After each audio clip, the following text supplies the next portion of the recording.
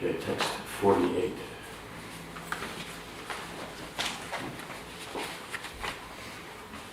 The great sage Maitreya continued. Being thus worshipped by Mahārāja Pṛthu, the four Kumaras who were masters of devotional service became very pleased. Indeed, they appeared in the sky and praised the character of the king, and everyone observed them. Purport. It is said that the demigods never touch the surface of the earth. They walk and travel in space only. Like the great sage Narada, the Kumaras who do not require any machine, the Kumaras do not require any machine to travel in space. But the piety is so great that technically what has happened means people are able to fly into space. They use their machines because of their level of piety. So here then it has to be a mechanical machine. In the heavenly planets then it's a machine that's powered by mantras, so it means it's by their piety. And then you have the siddhas who then by yogic perfection can fly into space, but then persons like Narad Muni and the four Kumaras, they can move into space because they're not conditioned. Right? So the idea is we think we can't, so therefore we can't. We identify with the body, and therefore this body can't fly, so we can't fly. They don't identify like that, so therefore they can. Right? In other words, don't try this at home. Yeah. Okay. So it's just, all it's showing is just their exalted position. Because they're transcendentalists, so they're completely not, means in practical application, not on the bodily platform, therefore they're unaffected by the modes of nature. So, since they can go from one planet to another, they are called siddhas. That is to say, they have acquired all mystic and yogic powers. Such great saintly persons who have attained complete perfection in mystic yoga are not visible in this age on earth because humanity is not worthy of their presence. The Kumaras, however, praise the characteristics of Mahārāja Pṛthu and his great devotional attitude and humility. Right? So the Mahārāja Pṛthu, he actually appreciates, he sees them, he offers his respects, he offers everything to them. Right? I mean, the standard cliche in the modern context is if you had persons like this come and they could fly in the sky and they wouldn't touch the ground, then the first thing would happen would be, either the military or one of the, covert agencies would capture them and put them in a room and then try to study them to figure out how to fly. So that's why they don't come around. Not that they could keep them in a room, but just why put yourself in a position to be insulted? Right? So they just don't come. But we see here it says, but Mahārāja, but however, but Mahārāja Pṛthu, he was able to respect them, surrender to them and everything. So their coming then is worthwhile. Then there's some benefit. People can take advantage. The Kumaras, however, praise the characteristics of Pṛthu and his great devotional attitude and humility. The Kumaras were greatly satisfied by King Pṛthu's method of worship. It was by the grace of Mahārāja Pṛthu that the common citizens in this domain could see the Kumaras flying in outer space. So they came to see him, and because of his piety and his care for the citizens, they also were able to share in seeing. We see this in other occasions, like Narad Muni coming because of Yudhishthira, and then others then could see, or because Krishna would come to see them, and because of them, then others could see. Right? So the point is, as we made before, by the grace of the devotees, then one sees the Lord. Right? Does that make sense? So in this way, by the grace of the Kumaras, then the instructions about how to see the Lord, but then by the grace of Mahārāja Pṛthu, then we can see such great exalted personalities. So this is the position one has to respect, that spiritual position. It always has to be remembered, because we see this in the context compared to Kartavya Arjuna and others who, because of their power, their prowess, their expertise in managing the world, then they become proud and they think that they are the top, because organization is the top. You say Indra has the same problem. But above Indra, then there's Satyaloka, which is all the saintly individuals, the Prajapatis, the great sages, Brahma, his sons, they all live there. Right? So they're more pious, they're more elevated because of their knowledge, because of their detachment. Is that sense? So that's how, in other words, the organization is always necessary, otherwise how do things go on? But at the same time, it's only useful as far as it supports the Vedic culture, the Brahminical culture. Right? The Vedic culture is called Brahminical culture because the standards of the Brahman, of understanding Brahman, is actually the focus. And in understanding Brahman, then we're trying to understand in the pure state. Right? It means in the material world there's a concept of Brahman and Paraman. But that's incomplete because they don't see it in connection to Bhagavan. So it's not actually a fully functioning realization. It's enough to get them some facilities in the world, but it's not enough to get them beyond the world. Does that make sense? So that's why you see sometimes, even though devotees, then they understand Brahman and Paramatma, but then sometimes it's spoken of not in an ideal perspective because they themselves who have such realizations, it's not complete. They don't see it in connection with devotion. Because it's lacking that devotion, therefore then it's seen that it's not an ideal position. Yes? So question regarding piety and ability to see. Pṛthu was able to see the Kumara's position. Now, what about the modern Kali Yuga and the ability then to see Srila Prabhupada on the Sanskrit temple?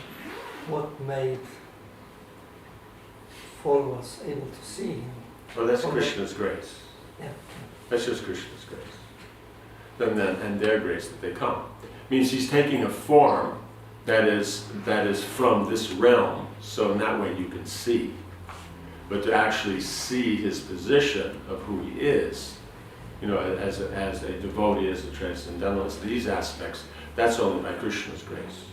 Otherwise, so many people see, but they're coming in a form that's not from this realm, so that we can see it is only then by their grace, and that's only happening because of their coming to see Pṛthu Maharaj. They are pleased with how he's doing things. In other words, what he's doing is following the Vedic principles of Dharma according to the Kshatriyas in Krishna consciousness. So that's what one wants. The performance of your duties in connection with Krishna consciousness, then that is glorious.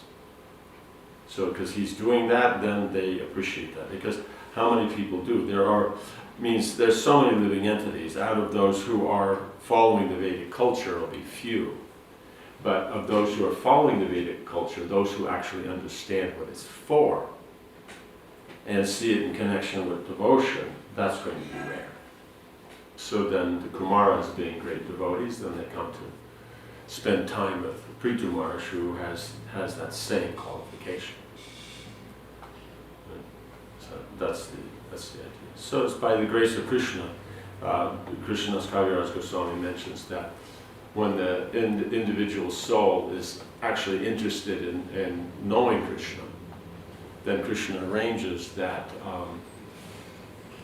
they come in contact with the bona fide spiritual master. So when they actually are interested, then Krishna arranges that they meet the devotees. And if they're not interested, then they don't meet. So you see that so many times. So, and that's generally why, if it's possible, then we always move about so that we're able to be identified as devotees. Because otherwise people may meet devotees, but they don't know that they've met devotees, so there's no change in their consciousness. But if they're dressing and acting in a way that it matches, then they'll think, what's this, what's going on? It'll further there, it'll be Agyata Sukriti. Otherwise, the other is, yes, you blend in, and what are you blending into? A bunch of vikarmic malechas and yavanas. Whoopee, jai, real effort. Does that make sense? Yeah, so it's nothing glorious, nothing special. But for the devotees, then people will see, then they'll get that benefit by seeing. You know, they'll be inquisitive, what's going on here, what's happening. You know, it's like the man in this suit and briefcase walks by the Harinam every day, and then after some time, after many, years, and he comes over, what are you guys doing? What's happening here? You know, so in other words, his Agyata Sukriti from seeing them every day builds up to the point where he becomes inquisitive. You know, and if it keeps building, then one day it'll turn into faith, and then it'll turn into practice. Like that. So that's the idea. One is trying to create the environment for people to associate with devotees. That's the whole process. Right? So we're just finding. So here Pṛthu Maharaj is then arranging through his administration so that everybody in the kingdom can practice Krishna consciousness. They have in other words, they have the basic facilities of maintenance and that, so that they are comfortable, and then there's the point of God consciousness, so therefore then they're inclined towards that. He's practicing, then they'll practice. Does that make sense? That's the whole point. Yes? Maharaj, could you a little explain, what are, like, we could say, the pillars of a healthy state, like in example Finland? What are like the pillars which maybe there's still way to go, but Meaning that it is a healthy state as an example, so therefore. Well, the president said it's an most secure state in the world, but the fifth, he said, in the level of happiness. Fifth in the level of Second happiness. in the education and like that. But I don't know which number for the spiritual. Maybe there needs to be more saunas. Yeah. Means before opening all those public saunas, then it was actually eighth, and now it's moved up to fifth. Yeah. I think that's. Means, as we see here, the essential point that Bhagavatam is bringing out is God consciousness. Because that actually then can create happiness. If one's God conscious, the soul can be happy. One's not God conscious, one actually can't be happy. So then, if there's any perceived happiness, if one's not God conscious, that will basically be, come from the principles of relationships with others and all that. So if they have, strong family ties, community ties, then there'll be a higher sense of security and happiness. Yeah. But even that, where does that come from? That will come from the religion. Right? So it just may be, well now it's what? 250 years, of the kind of the concept of the secular state. So people don't necessarily attribute to things that they do, connected to religion.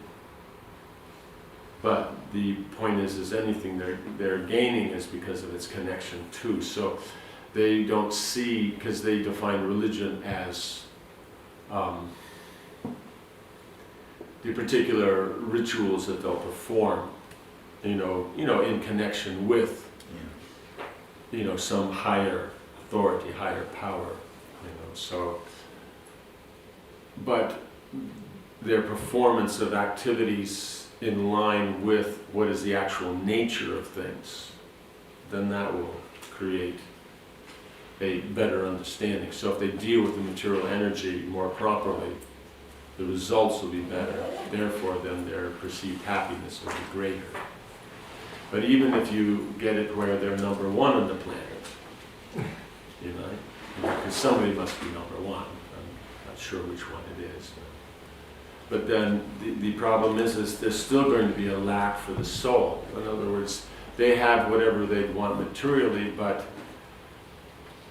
in the way of facilities, relationships, and all that. But the problem will be is that there still won't be that satisfaction of the soul because of the temporary nature. So that's what's glorious about Mahārāja Pṛthu, is that he's practicing Krishna consciousness and using his services as a king, as a medium to express that.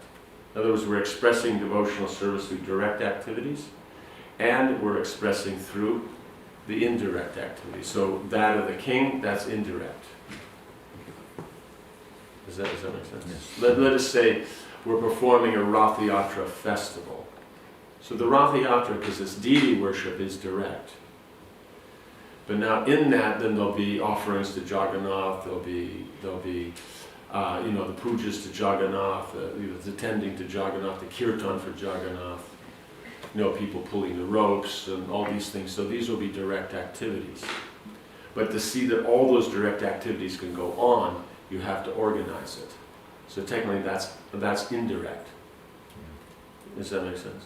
Yeah. So, but because it's being done for that, all those things can be properly engaged, it takes on the quality of direct. Like Prabhupada uses the term spiritualized. So it becomes spiritualized. Because otherwise these things on their own aren't. Like if you pull on a rope, it doesn't mean it's Rath Yatra. Otherwise, if it was, then that means, so many people in England would be performing Rath Yatra every time they go to the bathroom. So, no? They have this long, the long rope. And, yeah, so that it's not Rath Yatra. So it's not that, it's a secondary that's engaged in, but the thing is it's direct there.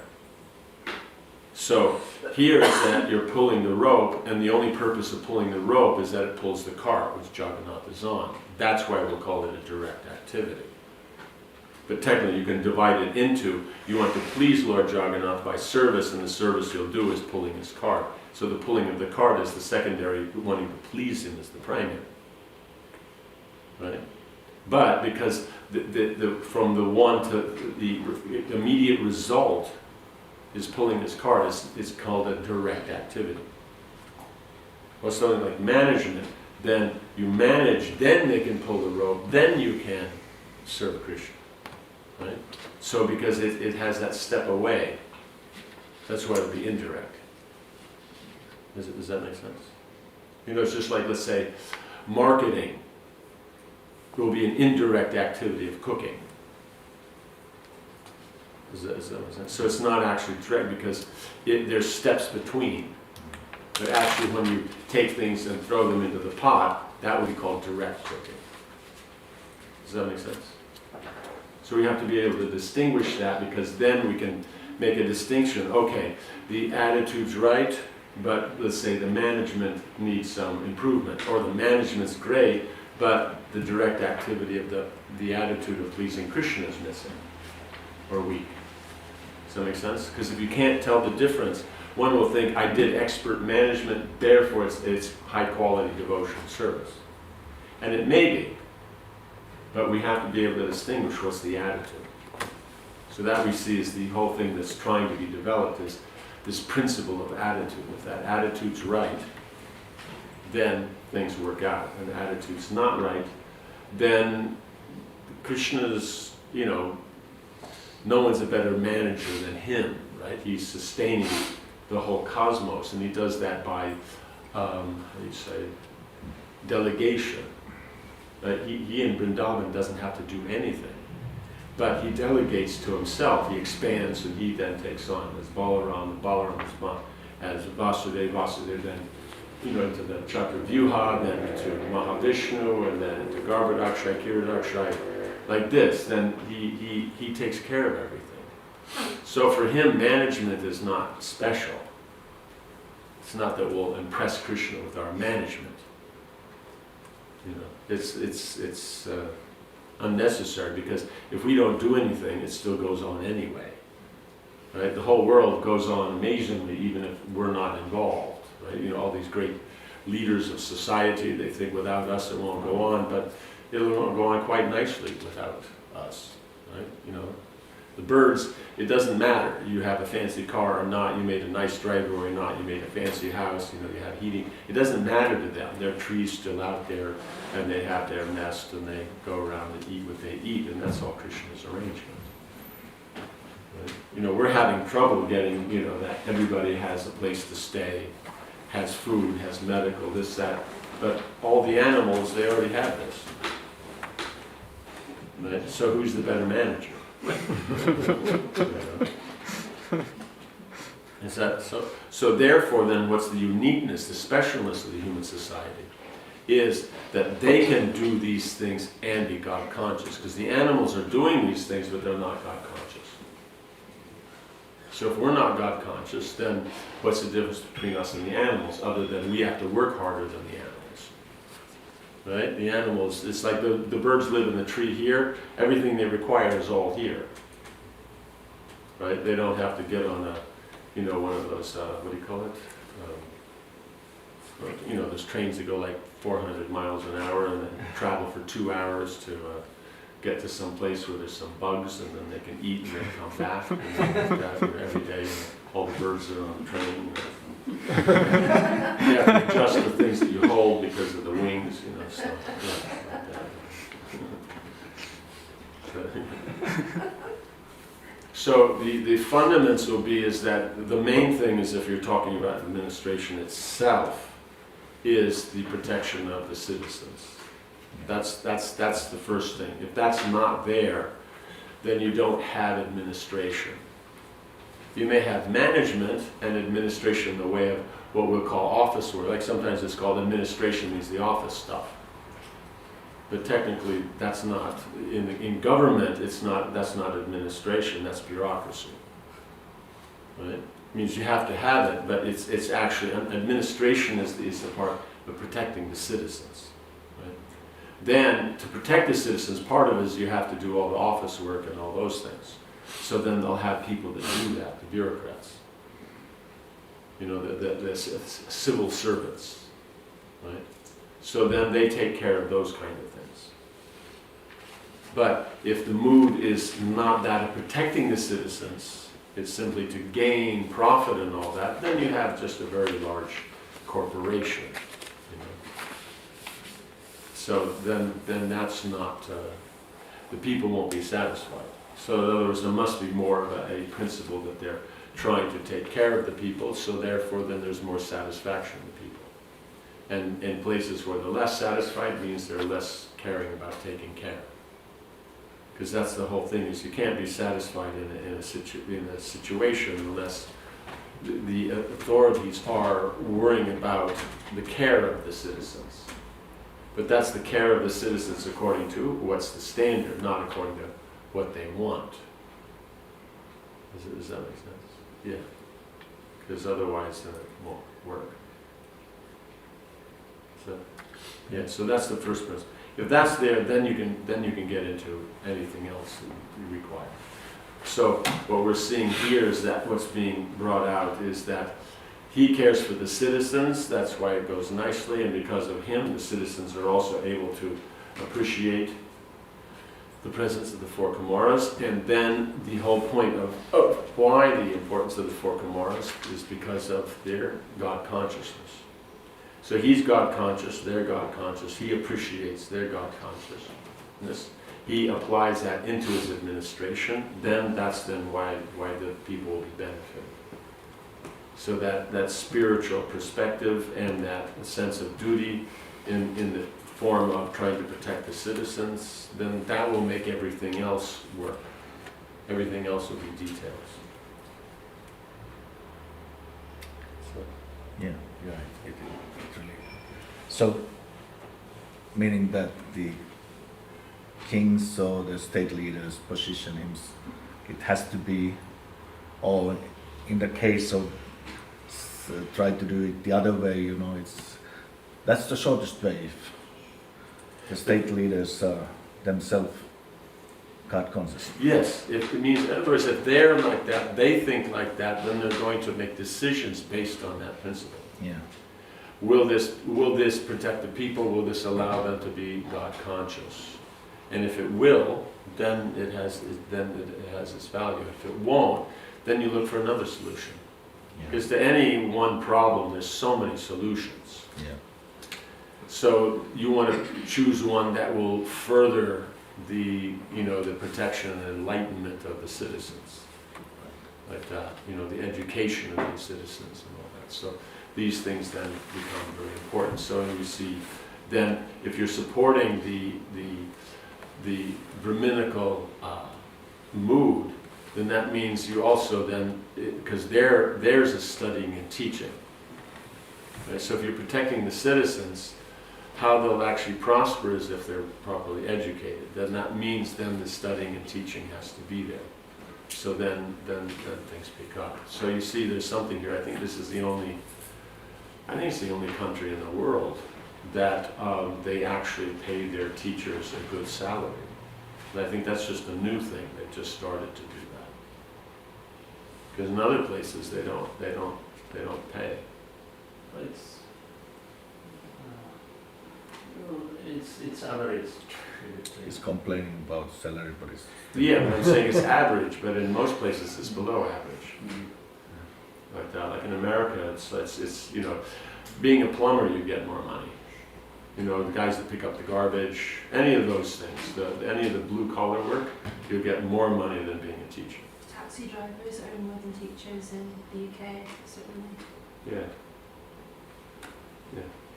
So that's and the fun part is the teachers that had invested more into the system, right? Because to be able to get the degrees you require, then you have to be getting the education all the way through. That means you're putting money into the system and not getting anything back. Well, the taxi driver, then whenever you can get a license, he can start, and he's already taking money and didn't put hardly anything in other than, petrol. That's his only investment. But it's just that there's more. I'm not sure if that's in all things or as they go up or something, but it's more than others will invest. Like that. So because of that, then the quality, then you can get people who are more qualified will be interested to teach because they properly pay. Then people who have the qualifications will come forward. Otherwise, they'll go do something else. Like that. So he sees there's some elements where they're coming closer to the Vedic version, therefore they're getting the benefit. They don't necessarily know it's the Vedic version, but that's why things will work. The educational system, children can move at their own speed. They have a standard, curriculum. Then you can go through that. Let's say it's a 3-year curriculum. You can take 4 years, you can take 2 years. So it's whatever speed you can move. These are, according to the individual as they're going. So the more they're following these Vedic principles, the better results. So then, because it'll have an effect. Okay, I'm not sure if that goes all the way down, but I know at least in the secondary education that's there. I don't know about the primary. But but now that means then if the kids can move at their own speed and all that, they'll be more inspired. And if they're more inspired, then they harass their parents less. If they harass their parents less, their parents are more happy. And so since most people have kids, and of that a lot of them are teenagers, therefore just by that one thing, this little bit of, they can move at their own speed and the teachers are, of good quality, then right there you raise the standard of happiness in the country so much. So it's just little things like that, all these go together. So that's the Vedic principle. All of it together is a culture. Yeah. Definitely. Can I say one comment of one politician who is an atheist, just to little try to find maybe the direct, indirect, and the ways to preach. He said is that the you ISKCON devotees, you are just doing too much this, singing and preaching and jumping and dancing and all that stuff. Instead of that, do just these lectures. They are good, do the, based on logic and like that. So he kind of, there's an appreciation, but definitely not the understanding of what's seen externally like that. So how would I say, how to make, is there anything we have to change in our three angas in order to, how would I say, make the people more understanding, or just adding something there? No, it's just the more we understand.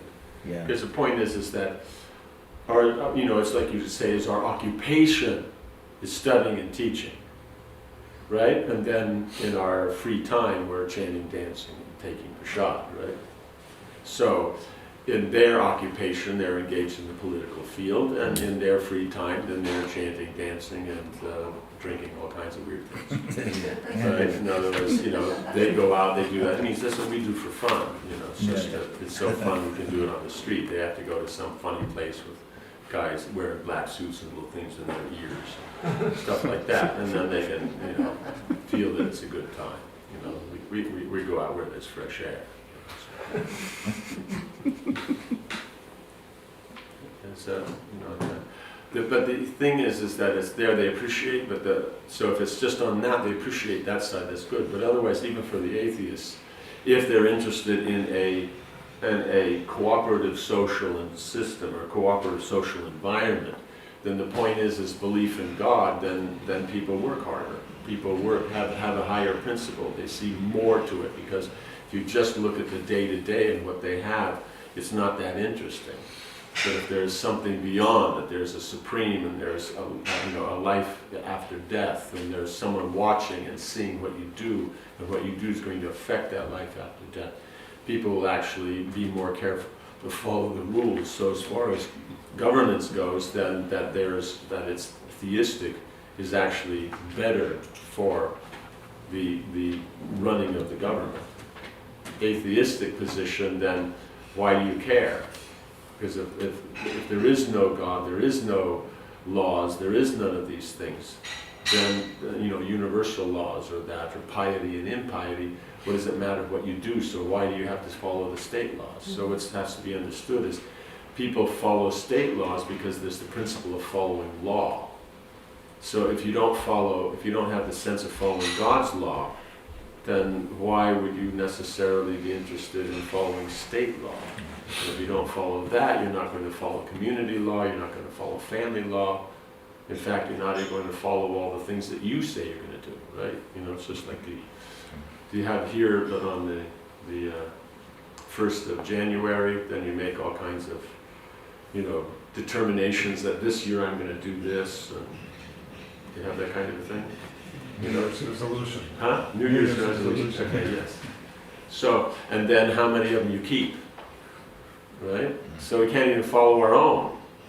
But if there's the concept of that there's the Supreme, and He has laws, then following those laws, then it makes sense that there is a sense of law. So then if the government is also God conscious, then the laws of becoming are in connection with God consciousness, so then those laws will be followed. Then the community they're following, they're doing what they're doing, in also God conscious, so you follow that, the family, and then you're trying to, the vows that you take, or that resolutions, and they're also God conscious, so then it's consistent.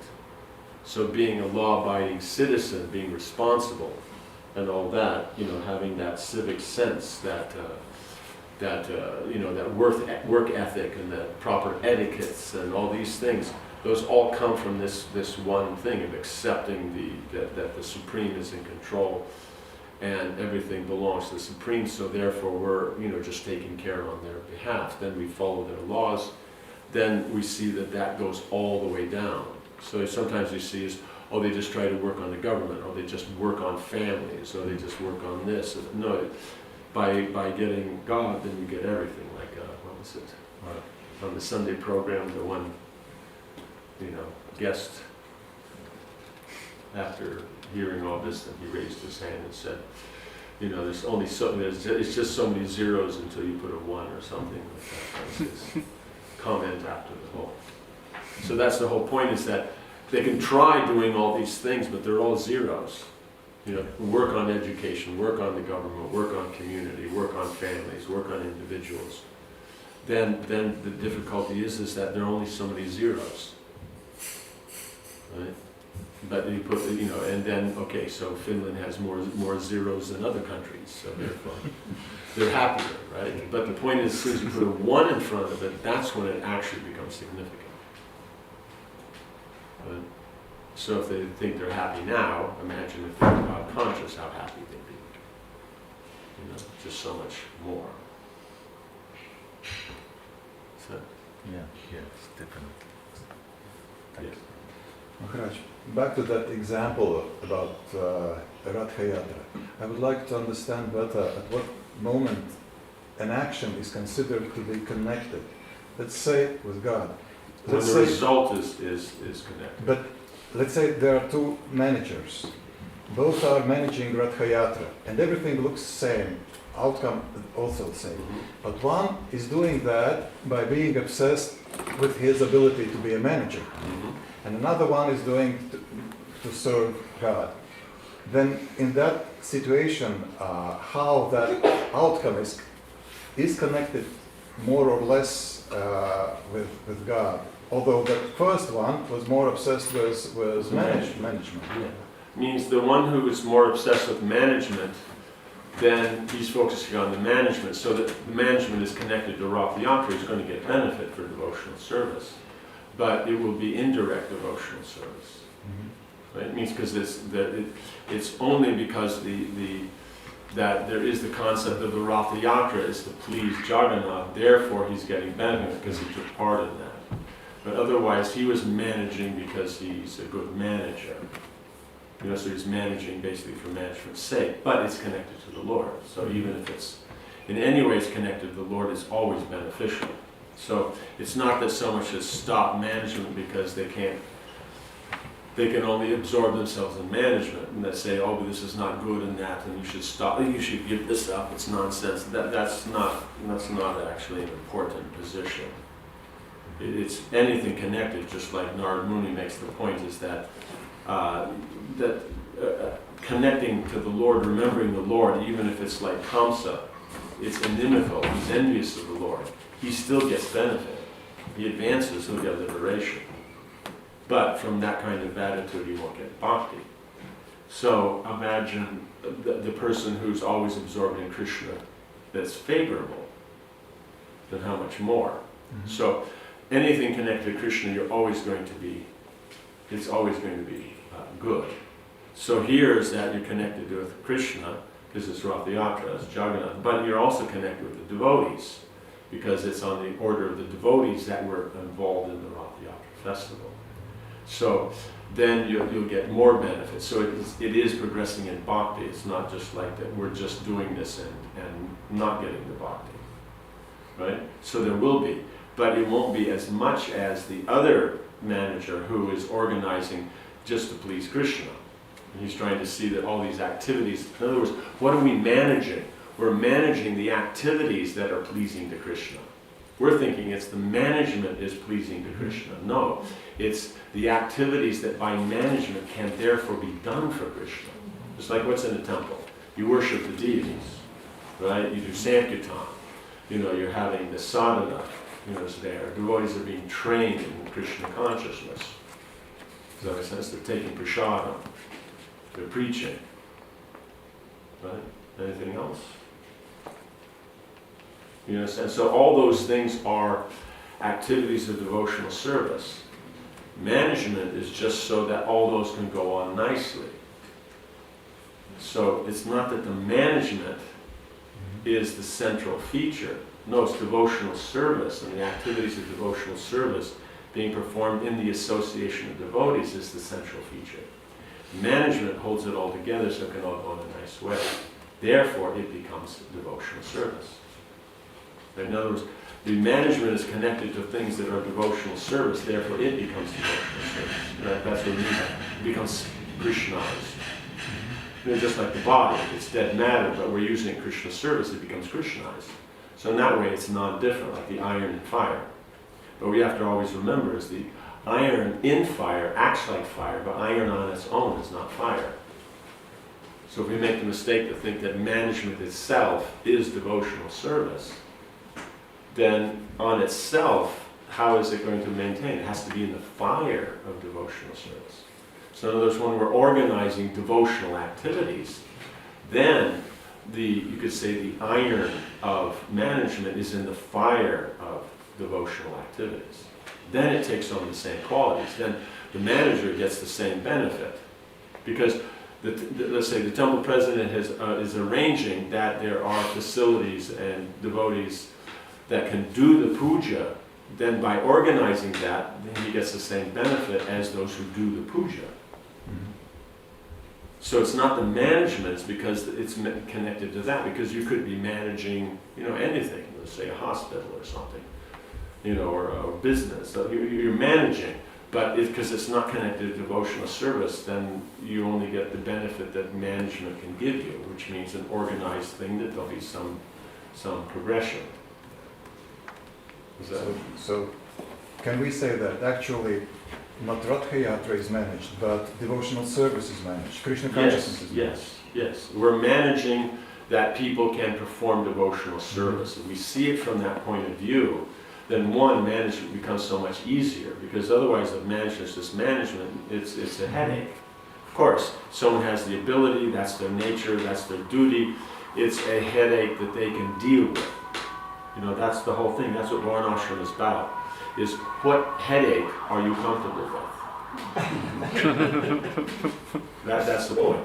If the headache is you're on your own, you have no facilities, and that just whatever's given to you, and that headache's okay, then, being a brahmachari is great. Right? And if the headache of having all the facilities, having to manage that and everybody connected with it, then that's grihastha. Right? Does that make sense? And then trying to give that up, the headache of giving that up, that's vanaprastha. Does that make sense? Your headache is studying and teaching and everything to do with that educational. That's the headache you can deal with, and that's the Brahminical. You can deal with administration, and that's the Kshatriya. You can deal with economics, that's the Vaishya. You can deal with arts, that's the Shudra. So in other words, someone's qualified for something because they can handle everything that goes along with it. Does that make sense? Yeah. And so then because of that, it's not considered a headache. But at the same time, it's because the soul's not the conditioned nature, that even if we do it and we're situated nicely, it'll be okay. It's not bad, it's not uncomfortable, but it's just ordinary. A Kshatriya doing Kshatriya work is just ordinary because they're Kshatriya. Right? So, therefore, then, what's for the soul? The satisfaction of the soul is that it's being done for Krishna. Right? Then the soul gets some benefit. Then it can be inspiring. So then, management can be inspiring to someone who's a manager because they see they're managing devotional service. They're managing so that devotees can be involved in devotional service. Otherwise we just see, okay, you have a temple, it's a place, you have to pay for it, you have to clean it, you have to get people to do all that. Then that side, then that's the difficult part. But if you see it as it's an opportunity for devotional service, you have the facility, you have this and that, because the bigger it is, the more trouble it is to clean and maintain. But if you're thinking about it, no, it's service, then the bigger it is, then you can do service, like we can have big programs, same time as cleaning it is also service, because that's Dham Seva.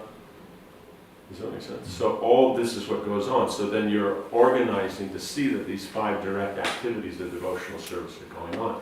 That's what makes the temple unique in the whole process. Right? In the whole community, the temple is unique because everything about it is direct. While in the home, in the community, everything is indirect unless you practice devotional service.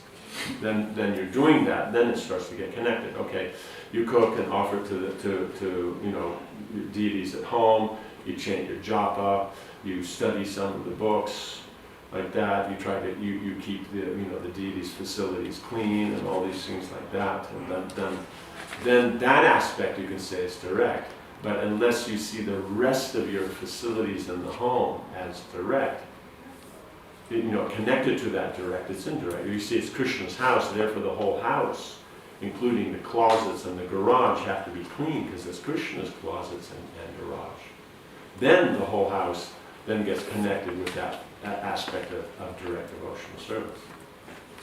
If you see the whole, therefore the deities are there, it's their house, therefore the standards of cleanliness and behavior everywhere, then it takes on that. So in other words, then the house can become like the temple.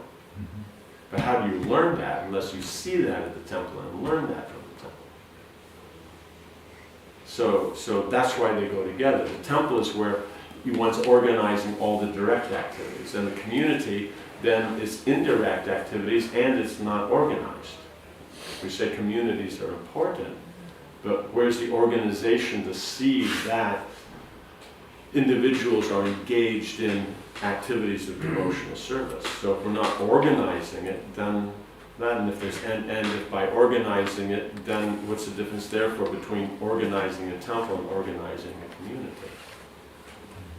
Because if it's organization is the problem, then how do you say? That's why in the Vedic culture, going to the forest on your own is recommended, right? Remember, I think it was this one devotee or brahmachari was complaining, about they're chanting in the temple and temple room in the morning japa, and the ladies are there, and then he's saying, but the ladies are there, and Prabhupada says, well, if you don't want any ladies, then you have to go to the forest, go chant your japa there, because there's no ladies out there. So the whole point is that organization means that you're organizing devotional activities. That's the complaint about the karmis, is that they're organizing so much, trying to make everything go nicely, but the essential point, reason for organizing is not there. Brahmins are studying and teaching, but what? Devotional service. The Kshatriyas are administrating. What? That everybody can be engaged in devotional service. Right? Everybody in their position. The Vaishyas are generating facility money and all that. Why? Because they take care of the Shudras, they give they do welfare work, they pay taxes to the Kshatriyas, and they give charity to the Brahmins. So all the other orders, all money is created by the Vaishyas. Kshatriyas, Brahmins, Shudras actually don't create money. Vaishyas create it. They may all take part in some way, but they create it. And does that make sense? So then if that's seen, that's being done so that all this Krishna consciousness can go on in all these capacities, then making all the money, then that drive to make more and more money is not a distraction or a disturbance. Because that's one of the duties of a Vaishya, is that to always have that drive to always increase how much money they can make. Does that make sense? So why? Because then there's more facilities. But if they only increase that money just for them to have more facilities and for sense gratification, then it's a waste of time, because the soul won't get any benefit. But if they're doing that so then they can support everybody else in devotional service, then it has a meaning. Then it has a value. Does it mean that any guest who comes to the temple should be able to see the example how his home life should be organized? Because the temple shows the example how everything is organized. Yeah. It's just like, let's say, if someone comes to your door, someone answers the door, right? If they come to your house and come to the door, someone answers the door. So it should be when someone comes into the temple, they actually bump into somebody and they actually interact. Not that they walk in, walk around, and walk out, and no one even knew. So, yes, they can come in, they can see how it's clean, it's ordered, as things are going on, when there's activities that people are absorbed there, then people come and invite them to take part, or see why they're there. In some way engage them and all that. Then it becomes very nice. So yes. So it's like where you go, someone goes to your house, then you're pleasant with them. So if someone comes to the temple, then we're pleasant with them. Like that. Because like it said, if it's that, no, we're in the temple so that no one bothers us and everything like that, then once you go to the forest, no one will bother you there. But I'm talking from that perspective that some people, or most people, believe that life at the temple, it's something absolutely different than life, their personal life. But if they come and can see that the devotees address all the same activities, all the issues, that the person has in It's just a proportion. Yeah. In other words, temple life means the direct activity is the prominence, major prominence. And the indirect, then you can see that they're in support of the direct. Well, that the home, depending upon the realization of the individual, then there may be more or less direct. I mean, there'll generally be more indirect and less direct. Because it's Krishna's temple, it's only that. So any bills being paid, any money being raised, any cleaning going on, any of these kind of organization, it's all for Krishna. So at the home, as more that you see it that way, then it turns into that. And the less you see it that way, then yes, it's your house and you have to work hard. Because if you're working hard and it's only for yourself, it doesn't give so much satisfaction. But if you're working hard and it's for others, then it works. Like how many bachelors do you see, working really, really, really hard? Right? Not many. But once someone gets married and then they feel that their work is going for the benefit of the family, then you see that they're working hard. Right? Does that make sense? So that's the idea, is that it gives the example, and so therefore it should be the example. That's the idea, is that the temple can set that example. So, yeah.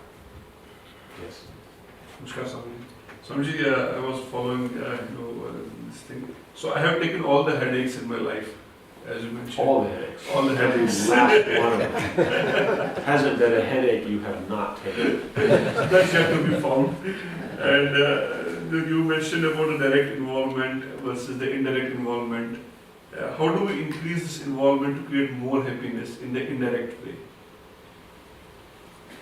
Indirect means you're taking, what the definition of direct and indirect means. The direct activity means the result of it is directly connected to Krishna. Yeah. Well, an indirect activity means the result of it's not connected to Krishna, and then you can, through steps, connect it to Krishna.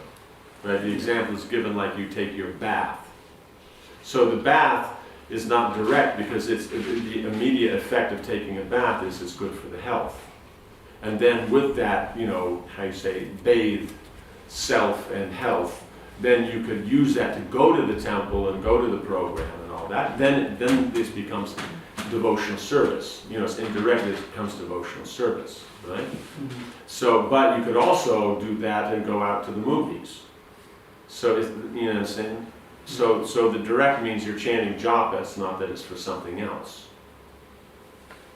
Right? That's directly, it's Krishna, so you're directly connected to Krishna. So the indirect activities means all those activities we're doing that engages our conditioning. And then because we have an interest in that conditioning or identification with that. And so that's the indirect. But if those are all done for pleasing Krishna, then they're in the fire of the direct activities. They may not be direct, but they're in the fire of. Right? So if you get up in the morning, take your bath to go to the temple, therefore your bath is considered part of the pancharatric process. So then it takes on that quality.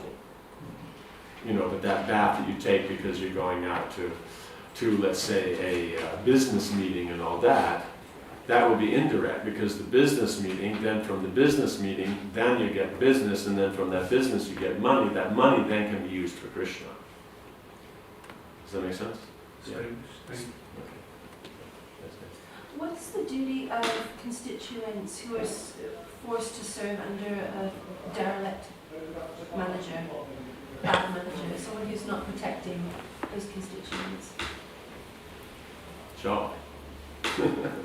If they're engaged in devotional service, they get the benefit of the devotional service. Materially, it may not be so prosperous, but they still get the benefit. You know. I have this experience. And then, because they're getting benefit because they're engaged in devotional service, then the manager who engaged them, he gets benefit, and so they're actually benefiting him. He's progressing because of them.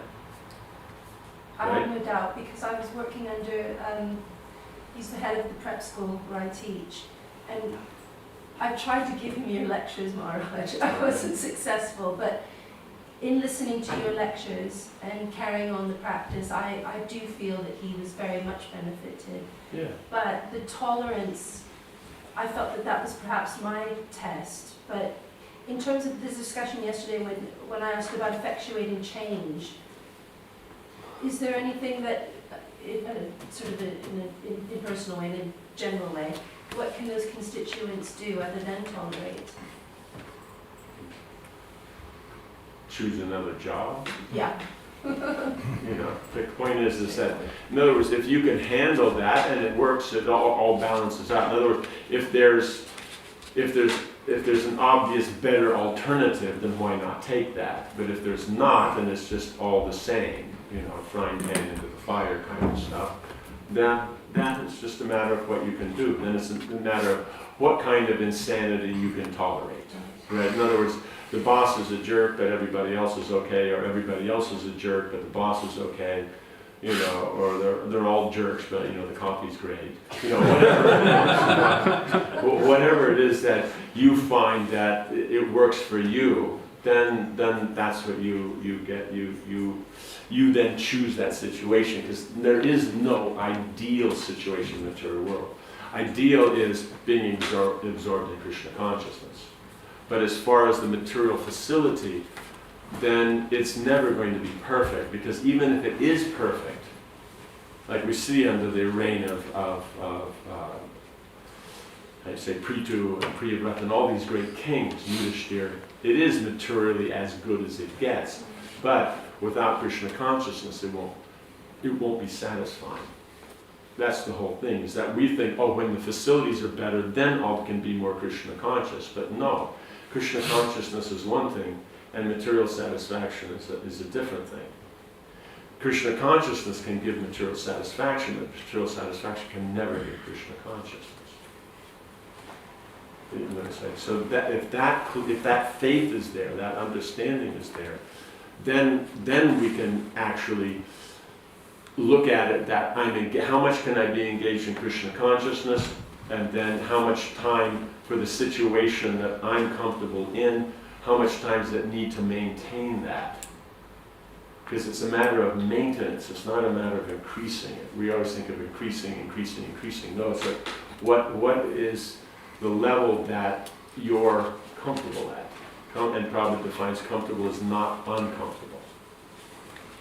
Right? If we take it as comfortable meaning happiness, then happiness can't be, it's something you'll be running after forever. It's uncatchable. Right? And then, you know, even when we say we caught it, we only caught it for the moment, then it moves into the past. So it's not under our control, it's under control of time. The satisfaction means what you have now, that's in the present. And present then works in goodness, so that means with proper knowledge and duty, then one can be satisfied in the present. Right? And so then one sees that what one requires and not drop, try not, you know, you make your endeavor to not drop below that, but you don't need to go above that either. Does that make sense? You know, so once you have it to that point where it works, all the rest of that time can be spent for Krishna consciousness. Otherwise, people, yes, they do their 8-hour job and this and that, but then they don't end up necessarily with more time for Krishna consciousness because they want more, so they're trying other things and doing things on the internet and talking to people and, you know, doing all their networking, you know, all these different things, trying to expand the facilities they'll gain. So instead of spending 8 hours a day, they're spending 10, 12. And the point is okay, now if we take 12 hours, and then and I have not heard of anybody getting a star for a drip. Does that make sense? Yeah. Yeah, so they don't eat, they'll end up in the hospital on a drip. And so drips aren't known to be, you don't have a whole culture, a connoisseur culture around drips, you know. It's not that they're all sitting around the table with their drip. And, yeah, you know, it's just, yeah, you know, how do you say, 1947 from that region of France, you know, that. I think it's even that, you know, that one farmer, I met him before. You know, they're not doing that, no. Right? Wow, it's used before, you know, December 2017. Yeah, it was a good month. Yeah. You know, you don't see that, you know, the guys are in the hospital in the bed, you know, and the nurse comes in with a few, you know, she brings in, you know, what do you think, you know, they're not doing that. Right. That makes any sense.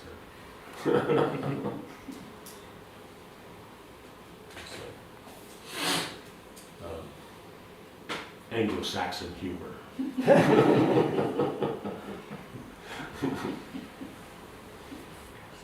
Yeah, that was absolutely useless, but they find it amusing. Does that make sense? Someone else has something? Yes. You mentioned, I think, that the ability to appreciate spiritual personalities, it's the mercy of the Lord. It's like a blessing. I heard that if one is not able to appreciate the spiritual teachers, it's to the degree of one's envy. Is it? Yes, correct? yes, that would be there. You could say that. See, because if the heart's not pure, then one can't appreciate things that are more elevated than your position, right? Either materially or spiritually. And so envy then means that's an impurity in the heart, because that's what brings us to the material world, is envy and attachment. So then if we're more envious, that means then we're more polluted. That means we can take less and less advantage of the material environment.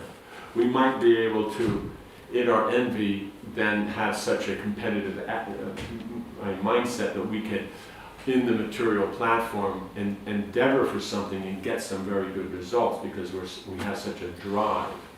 But the point is we won't have there won't be anybody close, there'll be no relationships developed from that. So we'll have facility.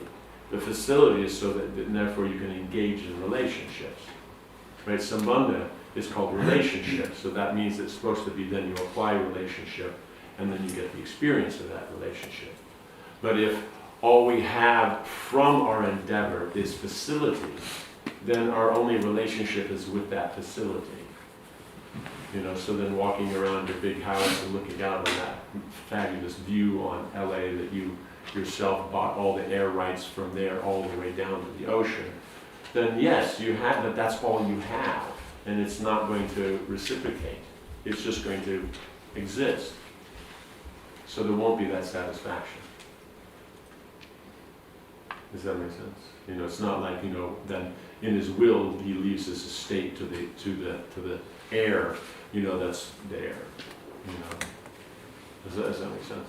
So the envy is always going to be a symptom of impurity, like that. It's not that one has a right to it. You know, if you want to stay in the material world, then yes, that's your right. But if you want to get out of the material world, then it's something that has to be given up. So wherever you see it, it's one quality. Wherever you see it, then you know it's there. Then it has to be reduced. Right? And it's reduced by then the understanding of the philosophy. Otherwise, materially, how are you going to reduce it? Right? Because it's not very often you find that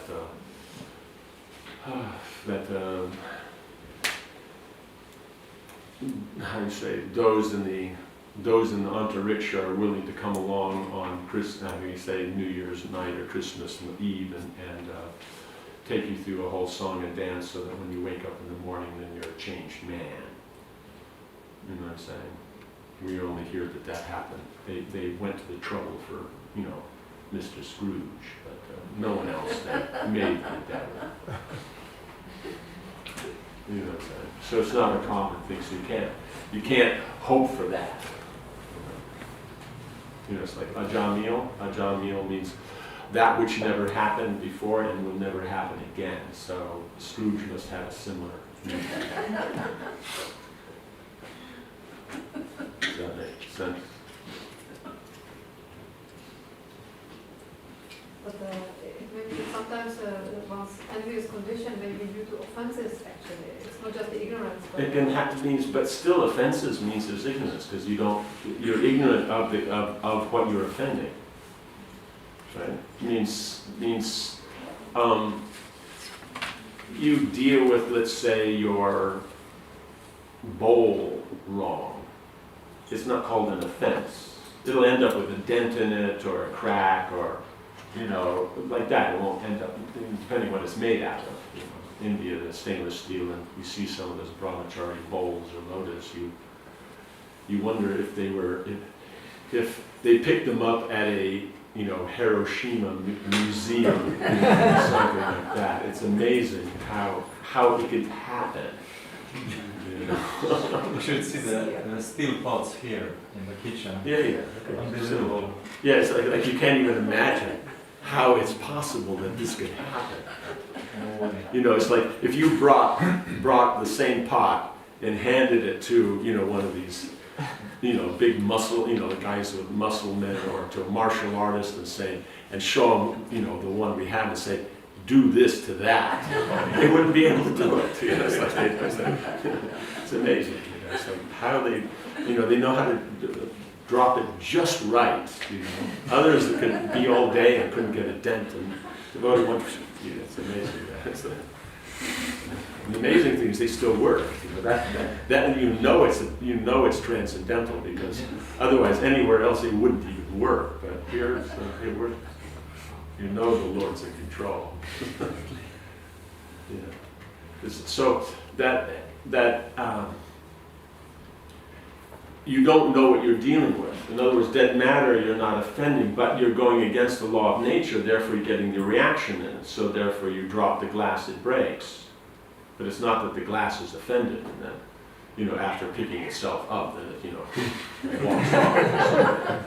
Like that, and every time you reach for it on the shelf, it moves. You know, but it's, okay, that was offended, and you go to the next shelf, and hopefully then that one's okay.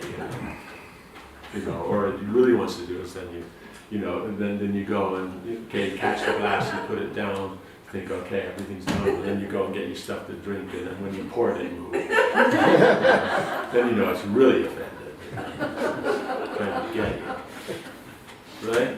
So, who do you offend? You offend people you see, but that'll just be an equal reaction. Offense means it's a greater reaction than physically has been performed, because you're dealing with something greater than just the physical or the mental platform. You're dealing with the spiritual platform, so then it gives a greater effect. That's why you see is that if you do things properly, then the results that come are so much greater in spiritual life. And if you do something wrong, then there's so much the other way. So offense means it is based on ignorance. Now, whether they know that they are doing or not, but that's another thing. But still, just with ignorance, it still works. That makes sense, because it is what it is. And it's just a matter of time if the person still sticks to devotional service. It's a matter of time. They'll get purified and they'll start making less and less. But depending upon the person, it may take a long time. But the point is that they should never give up the process.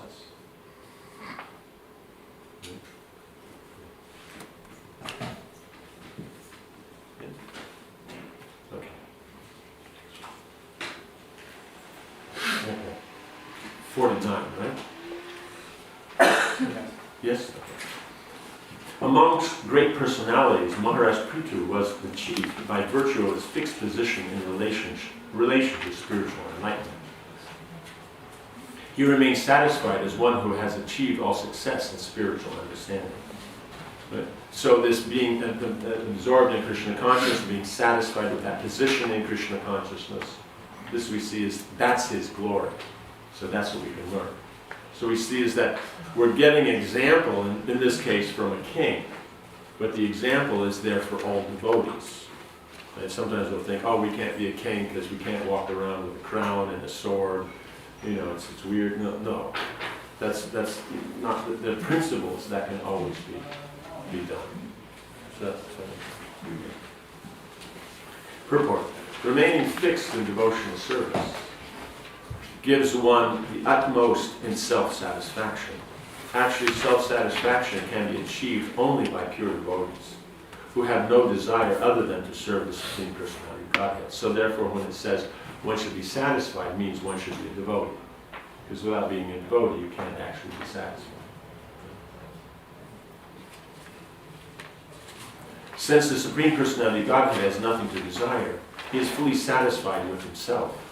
Similarly, a devotee who has no desire other than to serve the Supreme Personality of Godhead is self-satisfied as the Supreme Lord, right? Do we see what's happening here? It's not something different. Krishna is satisfied in himself. If we're absorbed in him, we are also can be satisfied as he is satisfied. Because the trick is to be Krishna conscious. Because something else won't work. Right? Not that he's satisfied in himself, therefore we're satisfied in ourselves. That's not going to happen. Are they?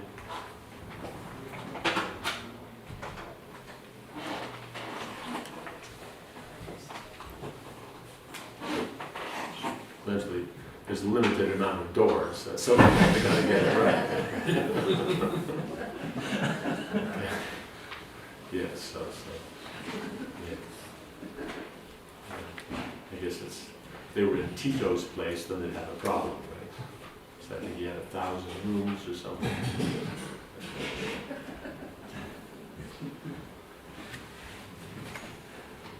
Yes. Maharaj, can we say that dissatisfaction is just that we are not Krishna conscious, or could be in devotional service, fully Krishna conscious devotee be dissatisfied? Is that possible? What's to be dissatisfied about? Like, let's say, dissatisfied with his service.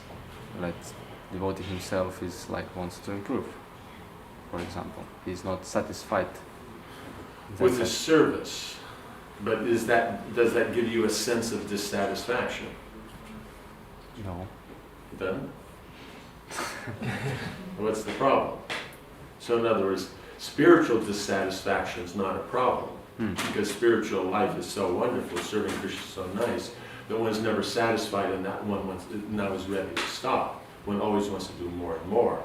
But it doesn't give that sense of dissatisfaction here, where you lose your identity, right? What does it mean here? Why is dissatisfaction a problem in the material world? It's because when you're dissatisfied, then that means you're not getting the results from your endeavor. So what does that do? That puts a doubt on your position as an identity, right? Am I the person that can do all the things? Am I the can-do person, right? And so if I'm not and I identify I am, my identity is lost, so then I'm going to become insecure. Right? Then when you're insecure, then you can't function in anything. That's why you see if someone loses that drive in one area, it tends to affect all the other areas. Right? Because it's an identity.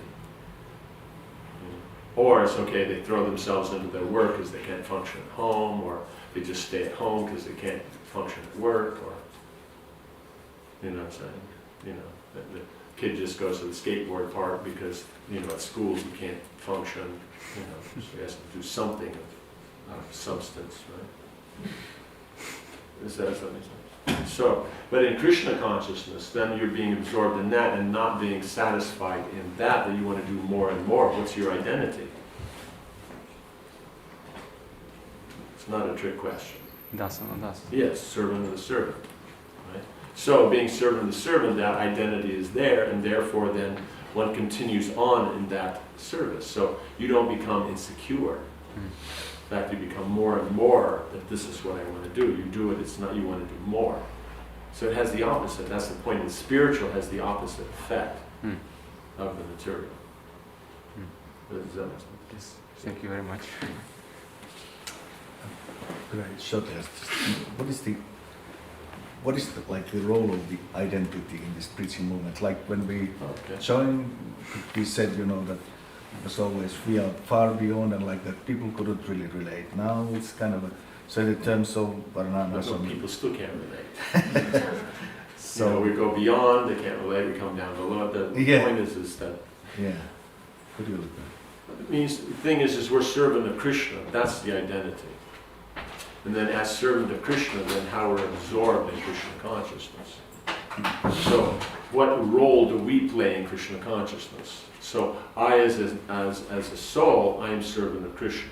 So I'm going to be absorbed in Krishna consciousness. So how do I know what to do? Therefore, the Shastras recommend, the Acharyas, they give further detail and more specific, like this. Then we work with whatever is the local authorities. Then we have something to do. And then how do we choose what is there? According to our conditioning. So according to the nature that's there, then we're suited for different kinds of activities. On a general, as a general principle. So then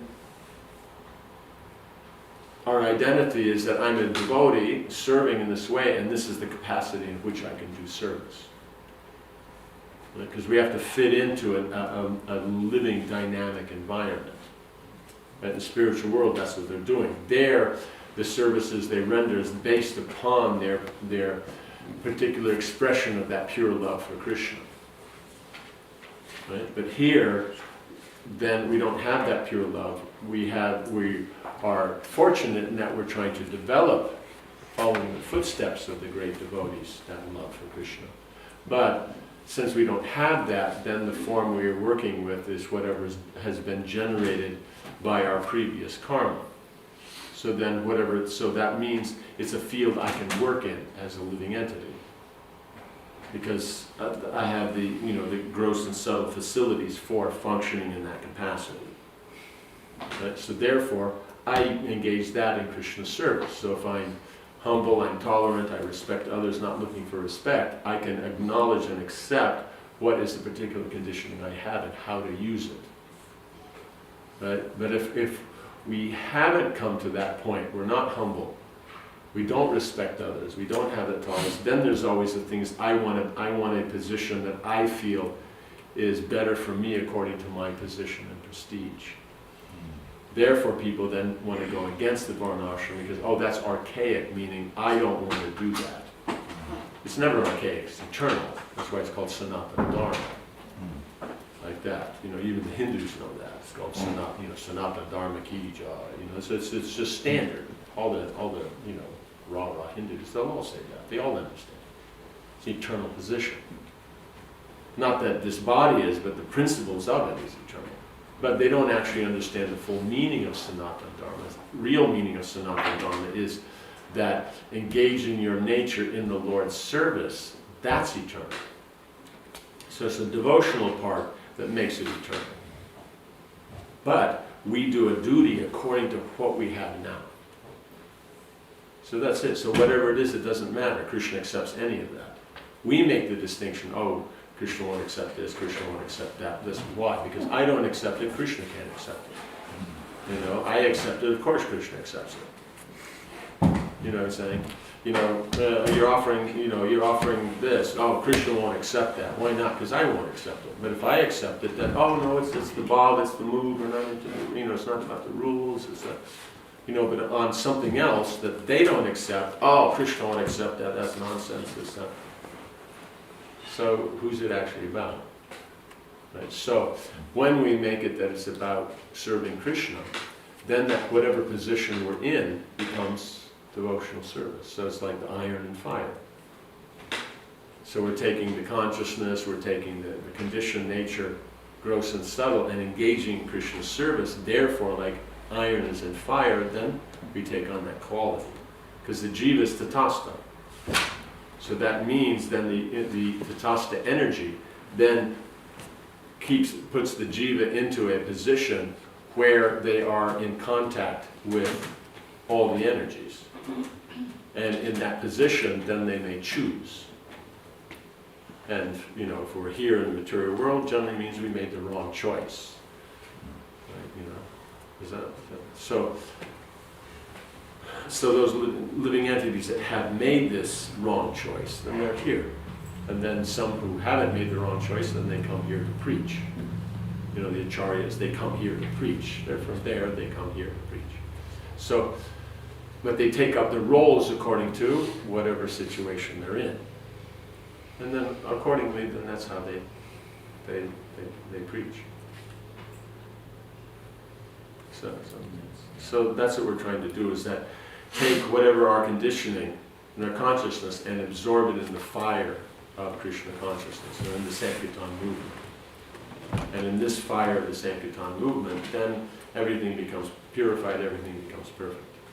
So it doesn't matter what it is. Because in Lord Chaitanya's pastimes, he had all groups. You know, it's like Swarup Damodar is a Brahmin, right? Gadadhar Pandit's a Brahmin. So they're all, you know, his close associates. But so is Ramananda Rai, who's a Shudra, and Kolabe's a Sridhar, who's a Shudra. You know? So it doesn't matter. You know, and then so many of these others, Vasudev Datta and this and that. So they're all Vaishyas. You know, so it doesn't matter if it's connected to the Lord, it becomes perfect. You know, and then we see is what Lord Chaitanya says, he had 2.5 intimate associates. Yeah, it's been a long time since I've heard that. So, who they were, was that Ramananda Rai? Siki Mahiti? And the sister. But also Siki Mahiti's sister. Yeah. Yes. Like that. So she's half. She's the half. Malini, I think it is. Yeah, she's the half. I think she was, yeah. No, yeah. So she's, and their child was Kalikarnapur, or it's one of those, you know, Veda Vyas or one of these. So, but she's half because you can't actually interact like you can with the others, so they're full. It's not that the closeness is not the same, but in practical interaction it'll be half what you can do with the others. So that means is that even there, as a woman, then it doesn't stop the aspect of the closeness to the Lord. So it doesn't matter what one's position is in Varnashram. If one is connected to the Lord, it's perfect. But the form of it, what you're going to use and express it, that's going to have a difference. Does that make sense? You have to be able to tell the difference. Because otherwise, if you can't, then how are you going to function? Right? Does that make sense? If we can't tell what's the floor and what's the wall, and everybody comes in, puts the mat on the wall, you know, goes to get their books, the mat's down on the floor, picks up the mat, puts it back on the wall. You know, you can do that all day. Right? But once you know that, okay, here's the floor, then you put your mat down there, then you sit down. Does that make sense? So that's the whole point, is that one just identifies what it is and uses it, then it's perfect, because it's all Krishna, it's all Krishna's creation. But we're just saying, oh, this part of Krishna's creation is better than that part. And that's based on our interpretation of what's better. What we think we'll get more benefit from, rather than just how Krishna says, because everybody gets their benefit.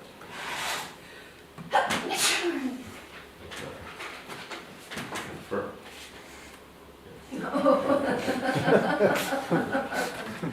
Okay. Okay. Everyone is hankering after peace of mind and self-satisfaction, but these can only be achieved by becoming a pure devotee of the Lord. Right? There isn't another process. People want this. Everybody's endeavoring for this. Only by becoming a devotee. That means they can get that satisfaction and self-satisfaction, peace of mind, by being a pure devotee. And then how will they apply that pure devotion? In whatever position they're in. Right? It doesn't matter what the position, whatever position it is. King Pṛthu's statements in previous verses regarding his vast knowledge and perfect devotional service are justified here, for he is considered best among all Mahatmas. In Bhagavad Gita 9:13, Sri Krishna speaks of Mahatmas in this way. Mahatmanas tumam partha daivim prakritim ashvita. Janayant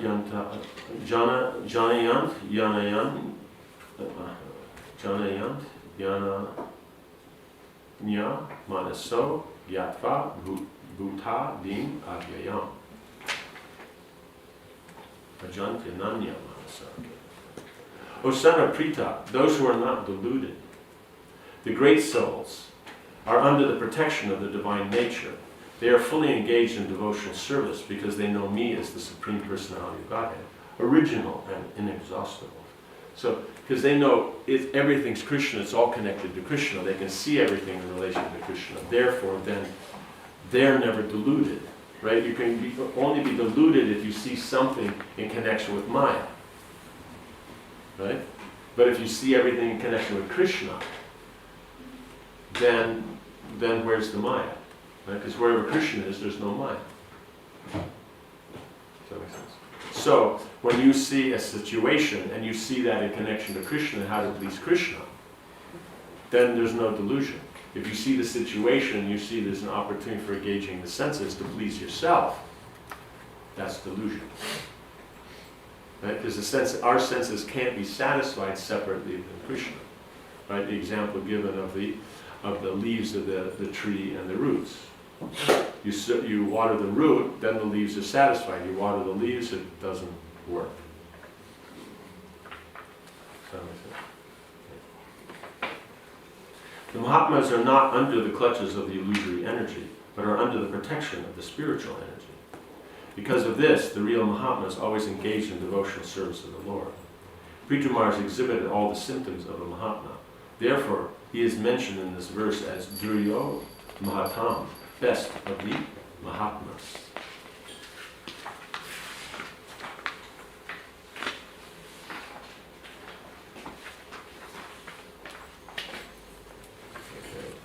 Oops.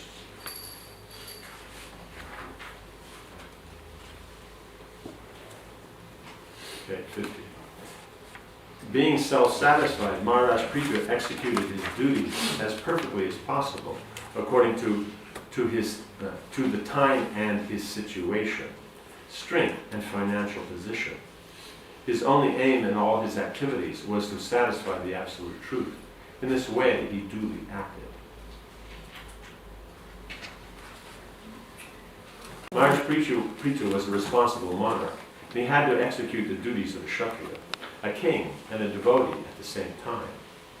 Being perfect in the Lord's devotional service, he could execute his prescribed duties with complete perfection as befitted the time and circumstance, and his financial strength and personal ability. But here we have time, circumstances, so it always has to include yourself. When you say time, place, and circumstance, you have to include yourself. Because we're part of if we're going to be involved, then we're part of that. So then that means your financial, your physical, whatever is involved, intellectual or emotional, or whatever is one's position, that's what's then involved in that. That always has to be considered. If we just say, oh, the situation and what can I do, then either if it's not your duty, yes, then what can you do? You're not involved, then what's the problem? But if it is your duty, then you have to be involved. You have to put in the effort. You can't change because it's difficult. No, that goes with the nature. So it has a nature, that means they can handle, as we said before, certain difficulties. And then certain other difficulties, that's where they can apply. Right? They can handle the negative difficulties that come, and they can deal with the positive. Because even something's positive, still it's work. So it's so it's like someone has a nice car, so driving the car is still work. You still have to push the pedals and turn the wheel. If you say, no, but the Google car will drive for you, you still have to type in the destination, or at least tell it where you're going. You have to put in the work. So the main work will have been buying the car. And then paying every month to Google to maintain so that you don't, could you imagine halfway out in the middle of the Gobi Desert and your subscription to their Google map thingy runs out, and then you have to, go online, but there's no things there. You walk.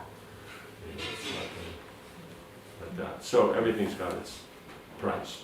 So the price you can handle, the difficulties that come with it, then it works. Everything's work. Nothing's not work. Does that make sense?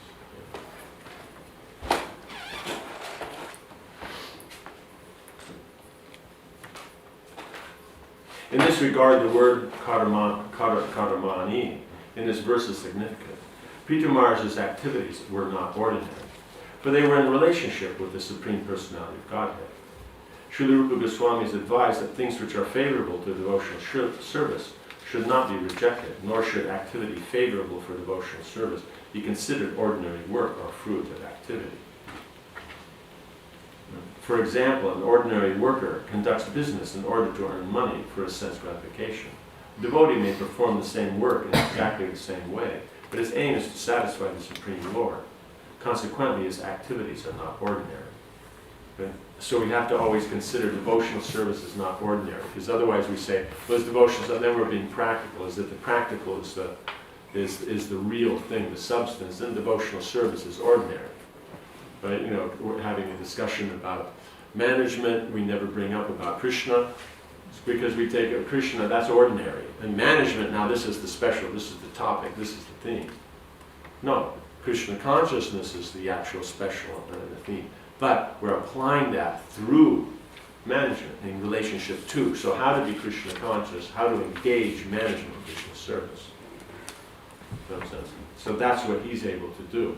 He's able to, because the two, it's not a problem. One takes the physical and mental work, intellectual work to get it done. Right? So body, mind, and words have to be engaged. But devotional service means the consciousness is engaged. So it's not that it's a separate effort. It's not that I physically engage in one and physically engage in the other, and that's all there is. Devotional service is the consciousness. So the consciousness means that I can be doing the activity, whatever is recommended or favorable to devotional service, and have the consciousness of, and be Krishna conscious. Does that make sense? So, yes. Just devotional service is consciousness, and at the same time, why did Bhaktisiddhanta Saraswati Thakur eliminate the 64 arts? Why did he eliminate them? No, illuminate. Why did he? Illuminate. Yes. Why did he describe them? Oh, why did he describe them? Yes. Because you can use them; they're favorable for Krishna consciousness.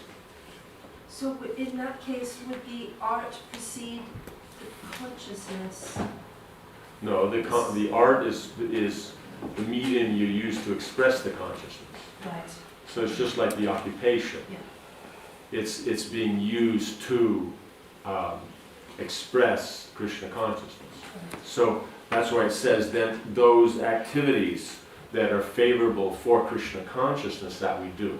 Right? So it's already been mentioned that performance of your duties in Varna and Ashram are favorable. Right? But now within that, because there may be so many duties, ones that we find favorable for Krishna consciousness, that's what we'll use. So the acharyas have recommended. So then we're using in that way.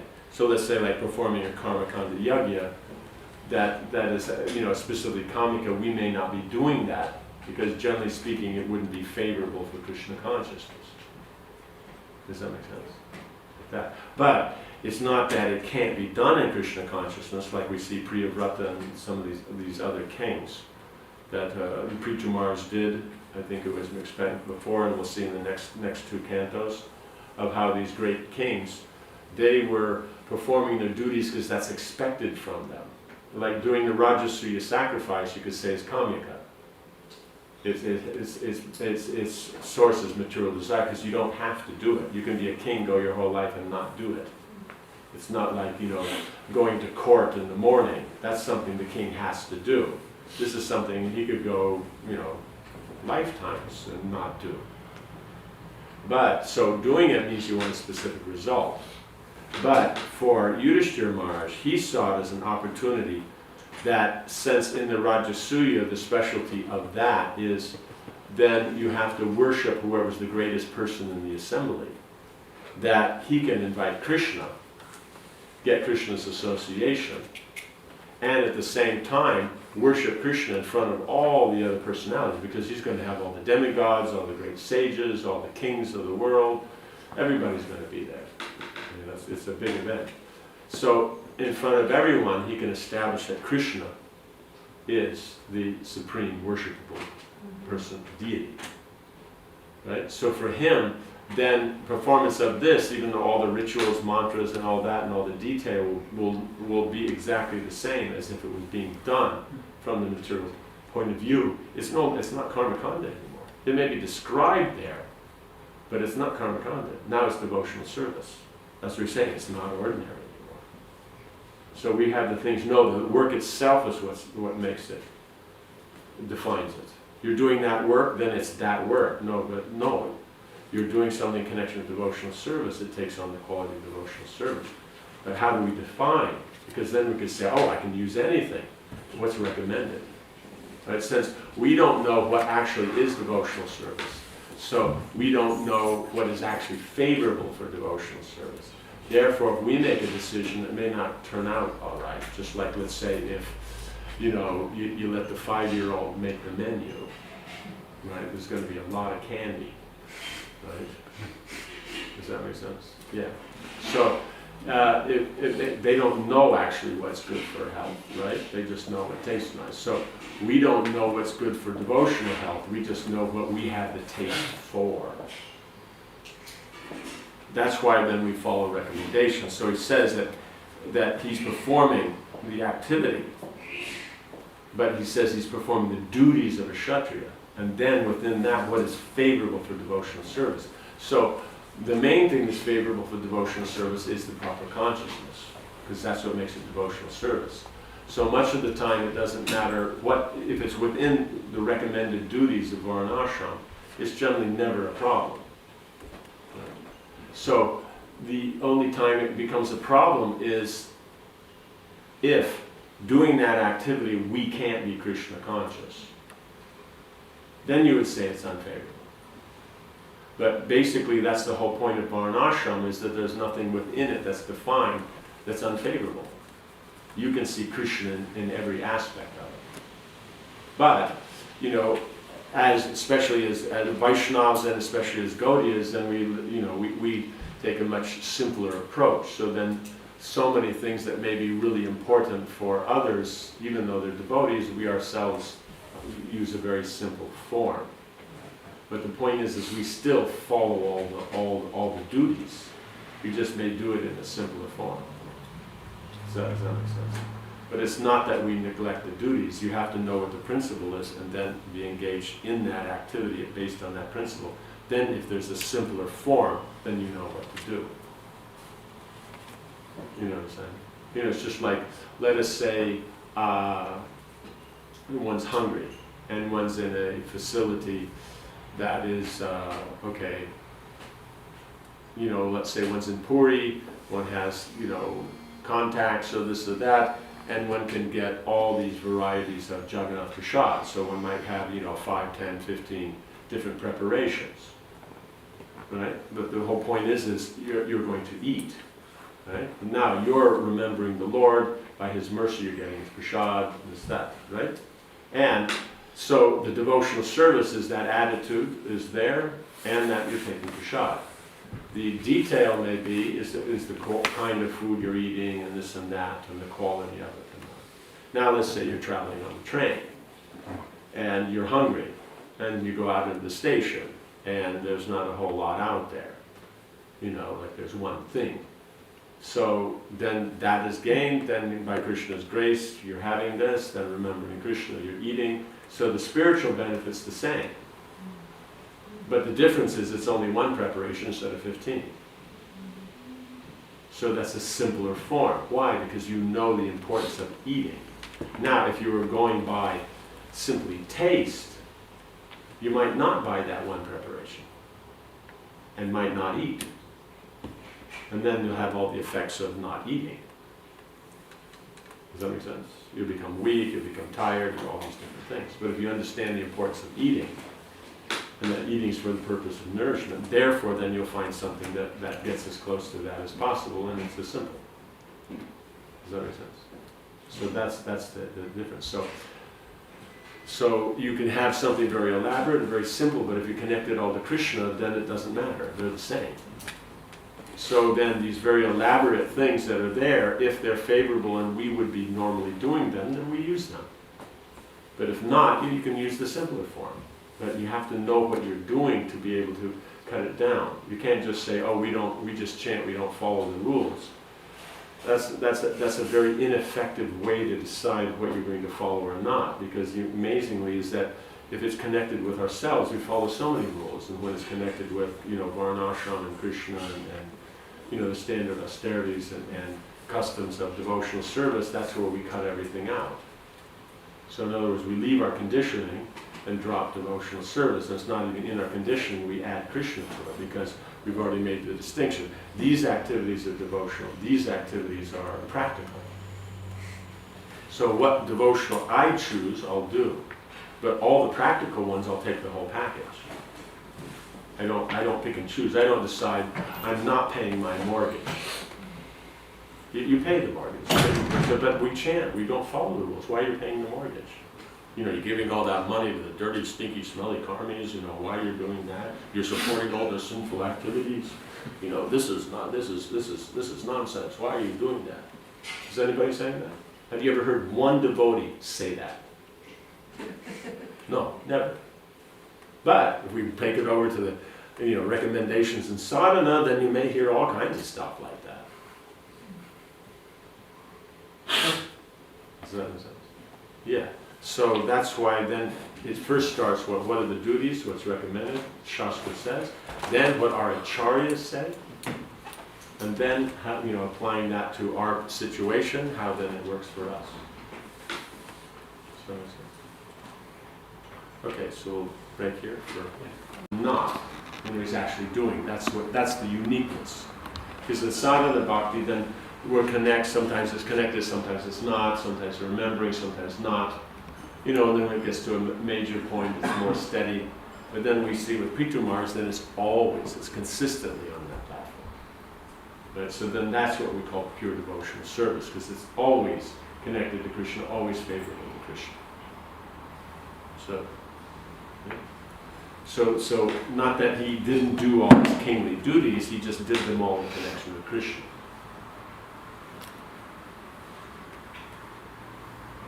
Just as Arjuna, who was a warrior, had to fight to satisfy Krishna, Pṛthu Maharaj performed his royal duties as king for the satisfaction of Krishna. Indeed, whatever he did as emperor of the whole world was perfectly befitting a pure devotee. It is therefore said by a Vaishnava poet, Vaishnavera kriya mudra vidyena bhuchai. No one can understand the activities of a pure devotee. A pure devotee's activities may appear like ordinary activities, but behind them there is profound significance. Right? So this is the reason I'm bringing that out. You can also turn on over there unless the lights create so much heat and not can handle it. Brings it from 14 degrees up to 14 and a half. And just considering running out of the room, jumping into the creek. In fact, if we had the class down at the creek, that would be even better. Yeah. But I think we'll give it a miss this year.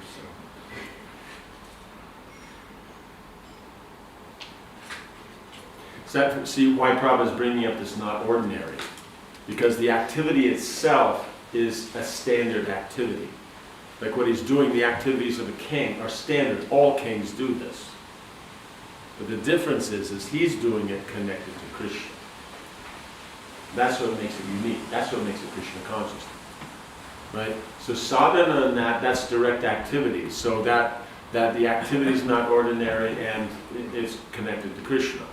But then you have all the other activities of varnashram that they themselves are for maintaining the conditioning.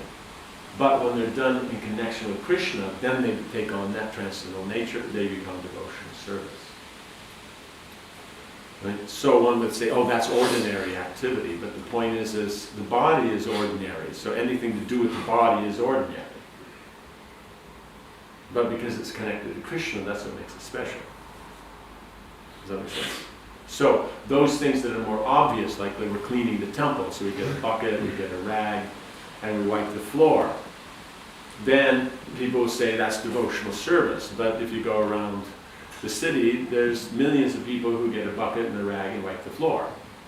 And it's not devotional service. So therefore, just as cleaning the temple floor, even though you may be doing an ordinary activity in the technique, its effect and its purpose is not ordinary, it's spiritual, it's to please Krishna.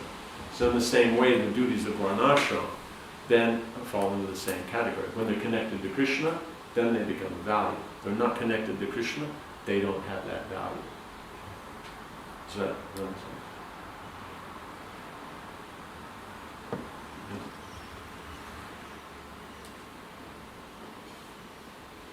A pure devotee's activities may appear like ordinary activities, but behind them is a profound significance, the satisfaction of the Lord.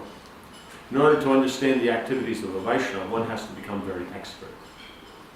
Mahārāja, so expert meaning that you know the scriptures, you act according to scriptures. It means if you're knowing scriptures, you apply the scriptures, then you can start to perceive. Right? So even just an expert, it works. Not even if you're not a master. But an expert means you see according to the Shastra, you apply according to the Shastra. Now whether you have so you have an understanding according to Shastra, that's an expert. But master means then there's the realization. Right? So even an expert then can start to perceive the aspects of devotional service because they're trying for pure devotional service. Then they can appreciate others' effort in devotional service. Otherwise, one will just see it as ordinary work. That's the problem with the smartas. The smartas who worship Vishnu, they consider the form of Vishnu to be, material. So their actual dealing with Vishnu is not devotional. They'll perform the activities of devotional service, and they'll even have try to have the recommended attitude. But their whole purpose is that through this bhakti of worshiping Vishnu, then they'll get their results in karma or liberation. They'll get elevation to the heavenly planets, they'll get liberated with something else. So their application into devotional service is actually temporary, it's not permanent. Right? But because they follow all the rules, and they follow all those things connected in that way, what's recommended, then when they see the Vaishnava, so they'll call themselves Vaishnavas, because they worship Vishnu. So when they see the actual Sampradaya Vaishnavas, many times they'll think they're not actually Vaishnavas because they don't follow all the technical rules they do. Because they don't understand that devotion to Vishnu is the real point that makes it devotional service. They think it's the ritual connected to Vishnu makes it devotional service. Does that make sense? So that's important to know. Yes. I think what you just said in Western philosophy, there is an ongoing conflict between deontology and consequentialism. Consequentialism is, I think, what you just said, that we judge or categorize things according to the result. If it's done for Krishna, the consequence is to please Krishna, that's the real thing. And the ontology says that the value of good or bad things is inherent in activity. It's, as we said, this smart, not necessarily smartest, but these devotees who pay attention to the ritual, their understanding is that the ritual itself, the activity, has inherent value, that this is devotional service. It's not the consequence, the result of praising Krishna. Is it correct to understand? You could say, from taking it from that approach, then you could say yes. That you could say that would be a difference. But if you go deeper, then everything has its the ontology. Everything has its inherent nature. But where does that inherent nature come from? That's where they don't go to. So for us, it's right on both sides, because it has its inherent nature. In other words, worship of Vishnu has its inherent nature of how you do the ritual, but at the same time is what is pleasing to Vishnu. Because if you're worshiping Vishnu, what's the inherent nature of that interaction? It should be devotion. So for us, from both perspectives, that's the point, is that you'll find that if we discuss the philosophy on this level, then you'll find those who are liberal and those who are conservative, both will agree with it. Right? It's only when you get down to the details that then people have their own definitions of particular words and situations. Then because what's happened is the ontology we have as inherent nature, is that meaning that it's defined by us or it's defined by the eternal? Well, in Western philosophy, it's all speculative, So that's it's the by whole us. thing. Yes. So for us, is that definition of inherent only comes as the fourth stage of applying inherent nature. Well, they'll start there because it's an ascending process. For us, it's a descending process. So inherent means it's already there in the words of the Veda, which is spoken by the Lord, it's the Lord's breath. So that's non-different from the Lord. Then you have, that's the Shruti. Then you have the Smritis, which means the conversations of great personalities and their realizations and practices of the Vedic verses. Then that's what we know as tradition. Then you have the commentaries of the Acharyas and great personalities, how then they've applied it, because that's closer to our position. You know what I'm saying? So Prahlad Maharaj is speaking, right? So that's Smriti. What is he speaking from? Shruti. Right? But now Prahlad Maharaj and his position and all that, then we're not exactly always in that position. So if we take things too external, by that ontological thing, then we'll think, oh, we can only practice that surrender to Krishna if, we are in a place where there's all kinds of elephants trying to step on us, or a bunch of snakes trying to bite us, or our father is throwing us off the mountain. Someone else can't throw us off the mountain. It can't be our brother, or like that. It has to be our father. He has to be king. And so we'll make so many different things that. And so we won't actually catch what's the devotional service. Therefore, the commentaries of the Acharyas and how the great personalities, that we're in touch with, how they practice it. Does that make sense? That's the third thing of understanding inherent nature. And then fourth is the application to yourself, is that how that applies to us. So that means taking those instructions of the other three and applying it to our nature. So that's where you combine them for the purpose of pleasing the Lord. Right? So now you can do that process and not do it as devotional service. Then we would say that it's a problem, because unless it's devotional service, then it's a waste of time. And that would be your, what was the other, The ontology and consequentialism. So then according to consequentialism, then we would say it's not complete. But the point is the ontology is Krishna defines the natures of everything, not us. We only have to see what is our nature that's already been defined, and using our power of discrimination, then apply the ontology that's created by the Lord to our position of ontology. You understand? So it includes what these other two schools are saying and more. And was that, so that's always the thing. So one's the bed, one's the bath, and we're the beyond. Right? Does that make sense? So that's how it is. Okay.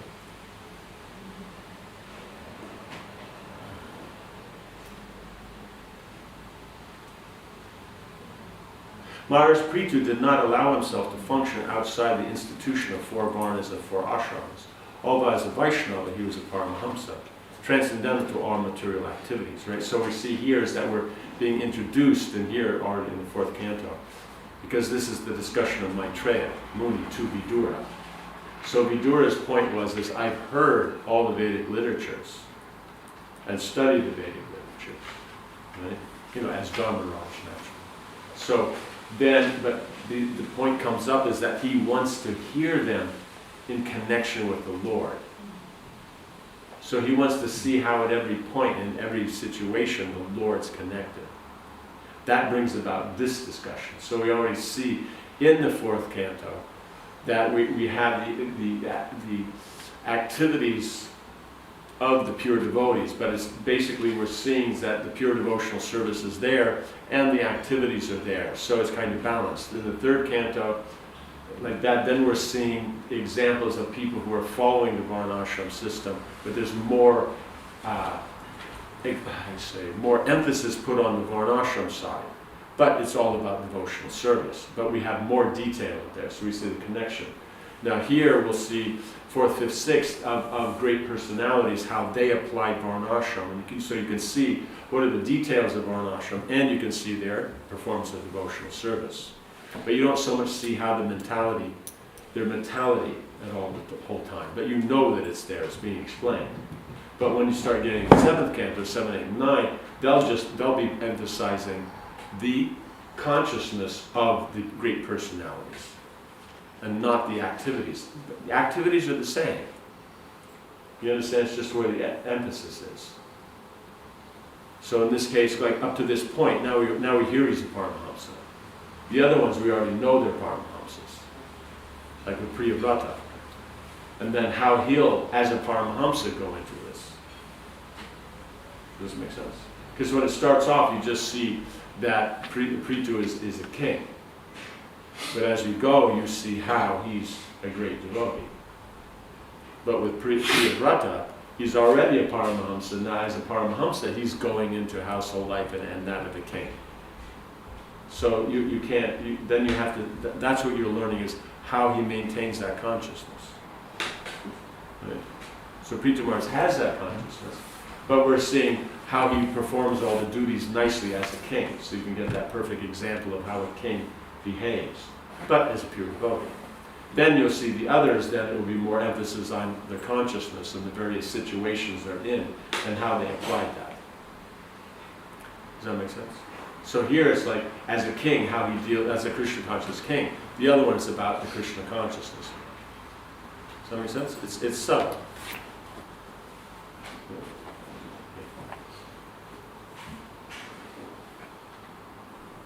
He remained at his position as a Kshatriya to rule the world, and at the same time remained transcendental to such activities by satisfying the Supreme Personality of Godhead. Concealing himself as a pure devotee, he externally manifested himself as a very powerful and beautiful king. In other words, none of his activities were carried out for his own sense gratification. Everything he did was meant for the satisfaction of the senses of the Lord. This is clearly explained in the next verse. So that's why it says that he did not allow himself to function outside the institution of 4 varnas or 4 ashramas, because being a pure devotee was to connect everything to the Lord. These are the nice things to connect. A pure devotee thinks about the Lord. And so if you're in a position in which these things can be offered in its natural state, you would do that. Only if you're in a situation where you can't get these ideal arrangements, then sticking to the principles, in this case of Kshatriya Dharma, then he would apply himself. Does that make sense? So there's never the thing that he drops his consciousness to match his surroundings. The consciousness always is the same. But the performance of the activity will then match the surrounding. So one could say is, well, it's Kali Yuga, we should follow the things of Kali Yuga, but we have to remember is that it's Krishna's Kali Yuga, not the West's Kali Yuga. We have to be very, very clear on that. So that means Krishna's laws still apply.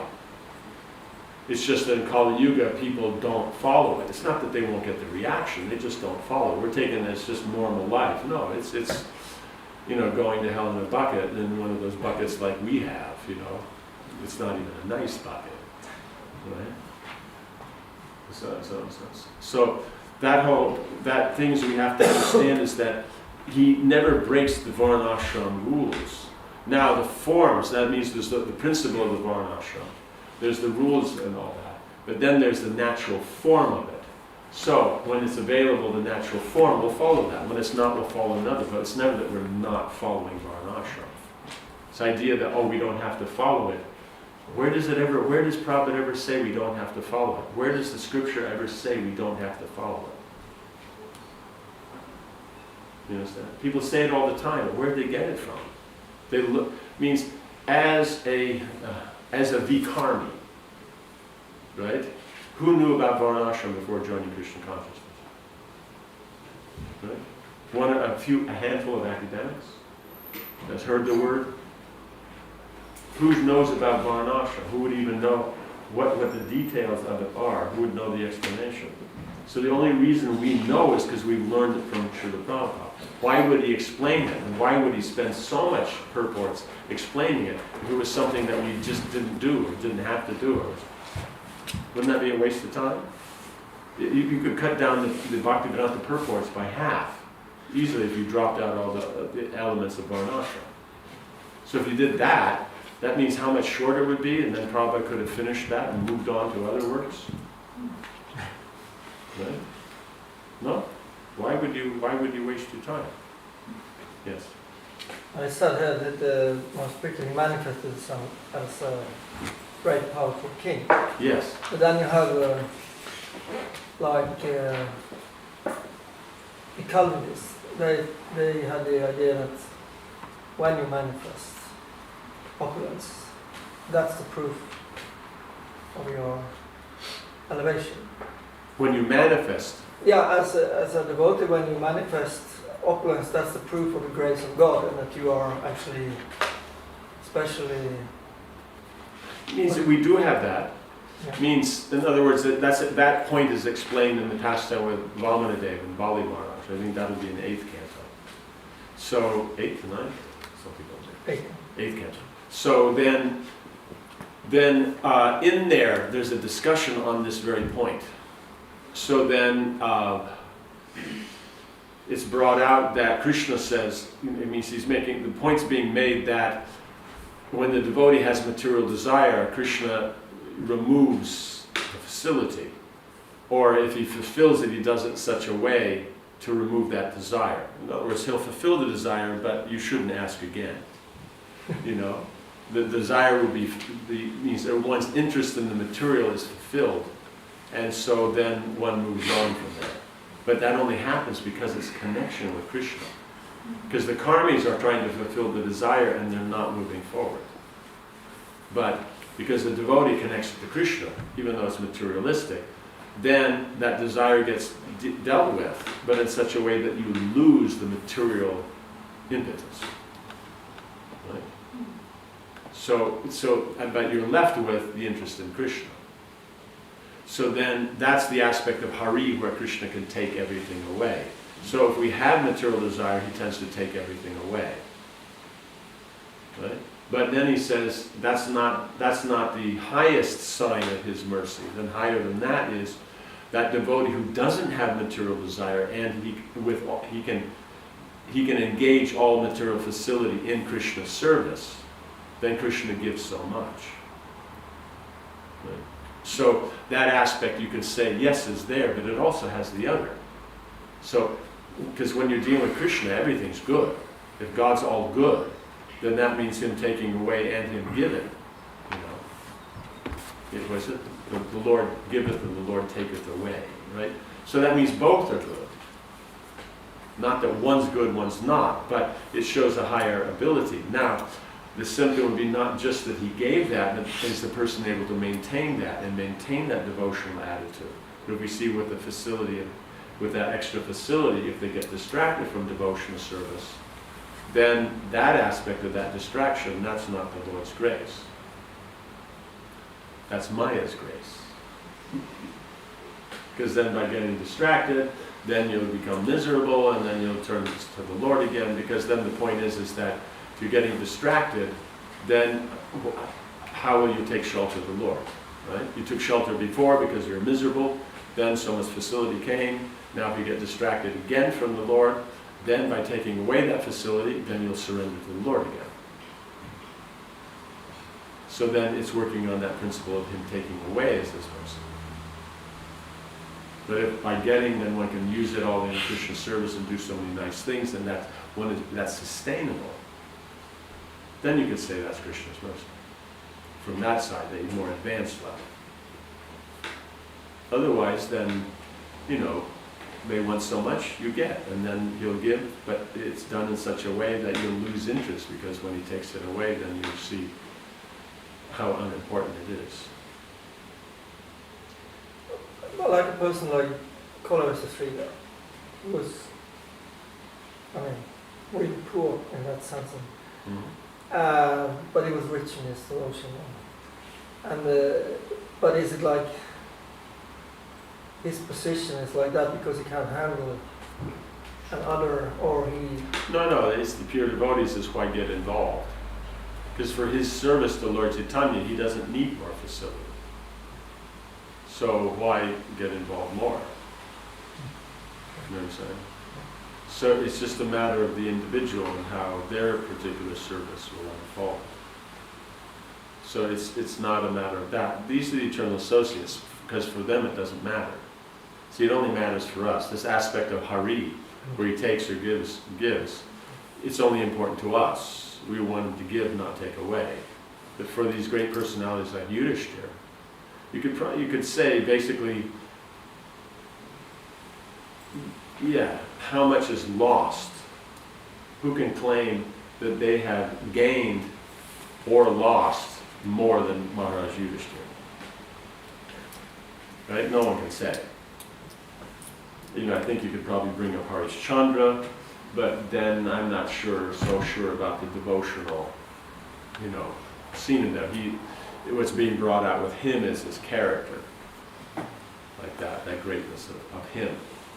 So, but the principle is as a devotee, no one's lost more or gained more than him. So we can't say that our situation is different, right? As a conditioned living entity, we like to think that we're special.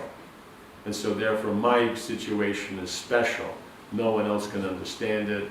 It doesn't apply. All the rules of the Vedas don't apply because I'm unique and special. So that's why you have these examples of these great personalities. Because for them, whether they're in Indraprastha with all opulence or whether they're out in the forest with nothing, they're fine. Their only anxiety about not having any facility was how do they maintain all these Brahmins who are coming with them. The Brahmins said, don't worry, we'll take care of ourselves. Means they'll go out begging and all that, or they're such great yogis, they can fast and they don't care.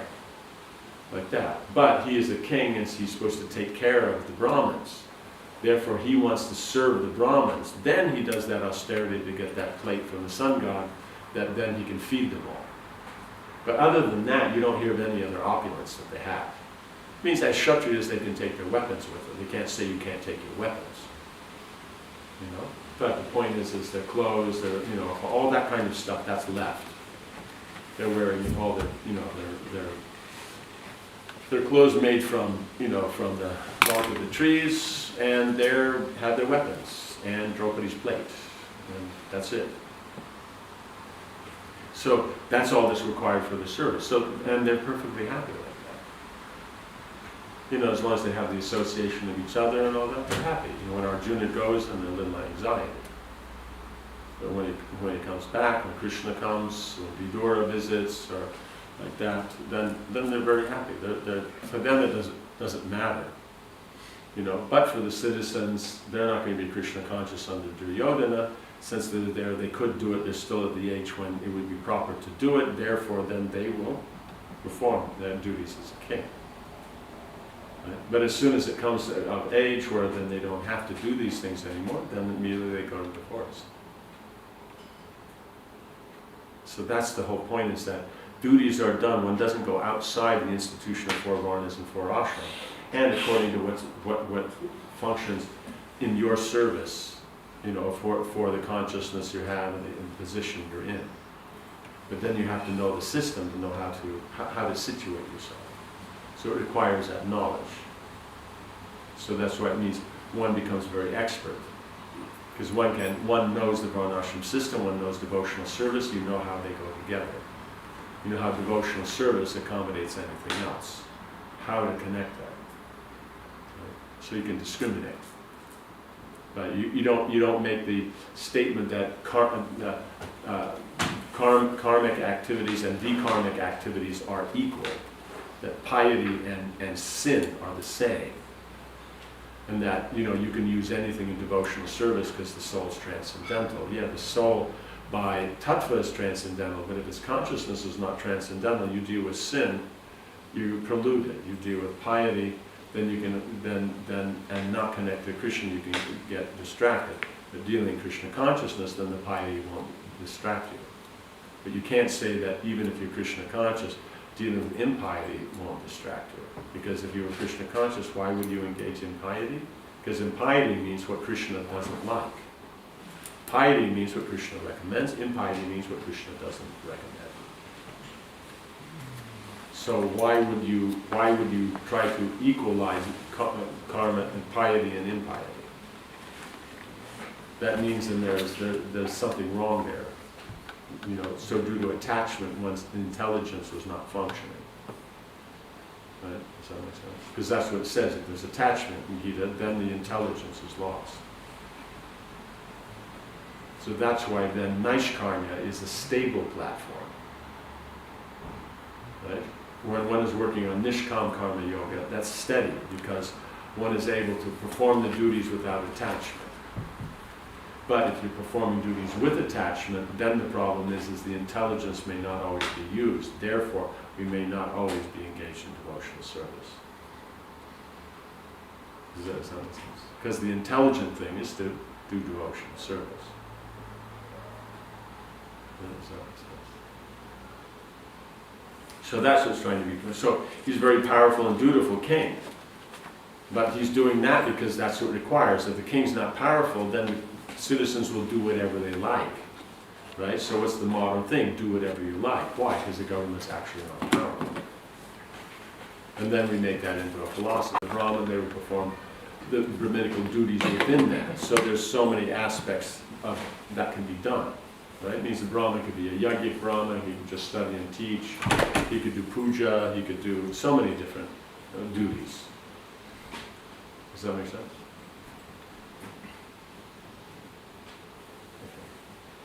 Okay, so in the next verse, this is all explained. 51. Mahārāja Pṛthu completely dedicated himself to be an internal servant of the Supreme Personality of Godhead, transcendental to material nature. Consequently, all the fruits of his activities were dedicated to the Lord, and he always thought of himself as the servant of the Supreme Personality of Godhead, who is the proprietor of everything. Right? So that means whatever you're dealing with is Krishna's, not ours. And if it's Krishna's and not ours, that means it's going to change how we deal with it. Like if it's ours, we'll deal with one way. And if it's not ours, we'll deal with another. And if it's Krishna's, then we'll get the benefit of both, right? Because if it's not ours, we're detached. Right? But then the problem is we may not do anything. Well, if it's ours, we're attached and we'll do something. But devotional service means we get the benefit of both. We will endeavor with the same focus as if we were attached, but we're not attached. So that means Krishna gets the benefits of that, and we attain that transcendental position. And whatever you work for, then you get the results of that. So you get all aspects from that change in consciousness. Purport. The life and dedication of Mahārāja Pṛthu in the transcendental loving service of the Supreme Personality of Godhead serve as a good example of karma yoga. The term karma yoga is often used in Bhagavad Gita, and herein Mahārāja Pṛthu is giving a practical example of what karma yoga actually is. So in other words, you're performing your activities or duties within the varnashram system simply to please Krishna. That's karma yoga. Now we see he's a pure devotee. Now those who are not pure devotees, they'll also function within the varnashram system and perform karma yoga, jnana yoga. But it may be mixed devotional service. So in other words, karma yoga can be pure devotion, or it can be mixed. Jnana yoga also can be pure or mixed, right? And so those are aspects of bhakti yoga, because bhakti yoga means the devotion to Krishna, right? So in devotion to Krishna, we're using our intelligence, we're using the mind, we're using the senses. So if we're using the senses, it's called karma yoga. Using the mind, it's called jnana yoga. You're using the intelligence, it's called jnana yoga. Jnana yoga. Right? Does that make sense? So these are all the different yogas. They're all part of bhakti, because bhakti means you're engaging body, mind, and words in the Lord's service. So all these three yogas are naturally included. But if when we're looking at one aspect of the activities of the pure devotee, then we'll look at the karma yoga aspect. We're looking at the knowledge he has, we'll look at the jnana yoga aspect. Like with the four Kumaras, we generally look at the jnana yoga aspect, not the karma yoga, because they don't really do anything on the, material platform, right? They wander around naked, and they don't, so it means there's not a whole lot to do. You never hear of them eating, you never hear of them anything, so just they go around and preach, so. Does that make sense? So you won't use them as an example. You use them as an example of jnana yoga. Does that make sense? Yeah. So with that. I think Mahārāja remembering, so jnana yoga. That's his service, he always remembers the Lord. So even when he's on his own, you find him alone, remembering the Lord. So whatever he does, he remembers the Lord. That's his service. So he's the one who's perfect in remembrance, right? Everybody's Sukadeva Goswami and chanting, and Pṛthu Mahārāja in hearing, Prahlāda Mahārāja in remembering. Okay, so these different devotees. Could you kindly explain in this regard? I heard on your lectures on philosophical definitions that this statement, never forget, always remember, that the first part is on karma yoga and jnana yoga, and on jnana yoga, always remember. How this is different? Never forget, always remember. You could break it. An easier way to maybe break it down so that you can grasp is that always remembering is the primary aspect. Never forget is the secondary. See, what makes us forget? Right? Remembering Krishna makes us forget Krishna. We're so absorbed in ecstasy of Krishna that we fall unconscious and we're totally no. In other words, it's secondary activities that distract us from remembering Krishna. Mm-hmm. So in other words, always remembering Krishna, that just means the consciousness is fixed on Krishna. Right? We arrange things so we always can do that. So in the primary, secondary means we never forget, means the arrangement of our secondary activities is such that it will remind us of Krishna. Right? Like we have a house, that's a secondary activity.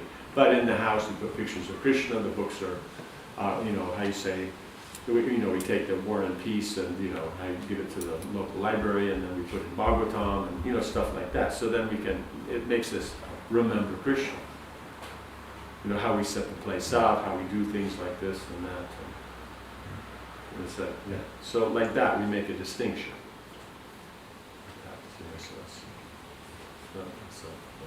Mahārāja, I'd be very grateful if you could, along this line of remembrance, if you could elaborate on the quality of remembrance for a nitya-siddha versus a twit like myself, a conditioned soul. Because, for example, when... Twitya-siddha. A twitya-siddha. What's the difference in consciousness? Well, the quality. The quality. Because I'm thinking about this remembrance, the quality of it in terms of this debate about whether the soul has fallen from Vaikuntha Lok. Right. And in remembering...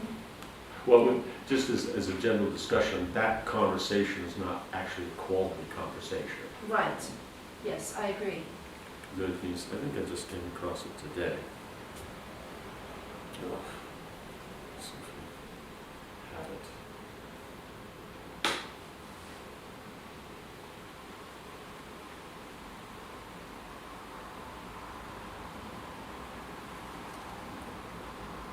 Okay. This is a quote by Bhaktisiddhanta Saraswati Thakur from Chaitanya Bhagavat, Madhya Kanda 1384. If that means anything to anybody. Okay. The moment the attracted souls are distracted, they glance towards Maya from Vaikuntha.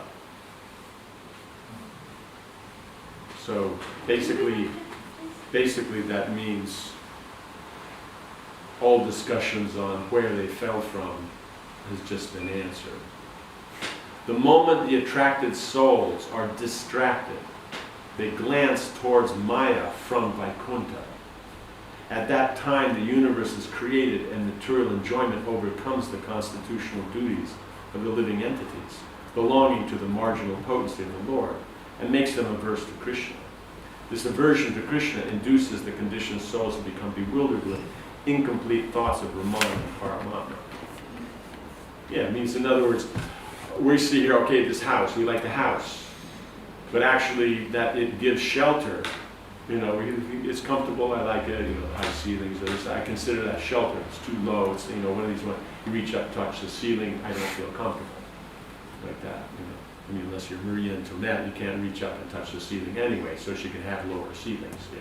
But the point is it's actually you're dealing with Brahman, but there's an incomplete understanding. You just think it's the material. I like the wood, I like the, you know, the old, I like the this, the tradition, you know, and someone else, I like the glass, the modern, you know, and stuff like that. So they don't understand that what they like is Brahman, Krishna's qualities, but they don't see it connected to Krishna. So it's an incomplete understanding. And even if they do take up the path of Jnana, they think that the Brahman is just Brahman. They don't know it's Krishna's effulgence. So it's incomplete. So in the material world, they always have an incomplete understanding of Brahman and Paramatma. Also Paramatma then is the Brahman in the form of the mode of goodness, so therefore it's a temporary aspect, therefore they'll merge in Brahman. When they merge into Paramatma, they merge into Brahman. So the karmis, the jnanis, the yogis, they don't see the actual nature of, the complete nature of Brahman and Paramatma. Because if you do, then you have to see it in relationship to Bhagavan, Krishna. That is, he comes as the localized form as Paramatma, and he comes as, and he expands as his Brahman effulgence and pervades the cosmos, let alone the material world. Does that make sense? And so that these incomplete concepts, and they are covered by their individual material sentiments. So individually there. But the point is they glance towards Maya from Vaikuntha, because Tatastha means where the internal and external are together at the same time. That's the definition of Tatastha. So if they're not both together at the same time, you don't have the spiritual and the material, how do you make a choice? Because if we say, you know, it's still the Tatastha Shakti that allows the living entity to be in the material body. Because otherwise the soul, why would it stay within the material body? The Tatastha Shakti holds it there. Because that's the interest of the living entity. Right? Otherwise, how would the two be together? They have nothing to do with each other. But the Tatastha Shakti is that potency that can hold the jiva in the material body. Right? But where's the choice? Are we seeing, can we perceive material and spiritual?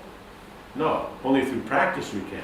So that means we have to be in a place where the spiritual world is there and the material world is there, and we can see them both at once. Right? So if you see it in connection with Krishna, then you see the spiritual. You see it not connected to Krishna, then it's material.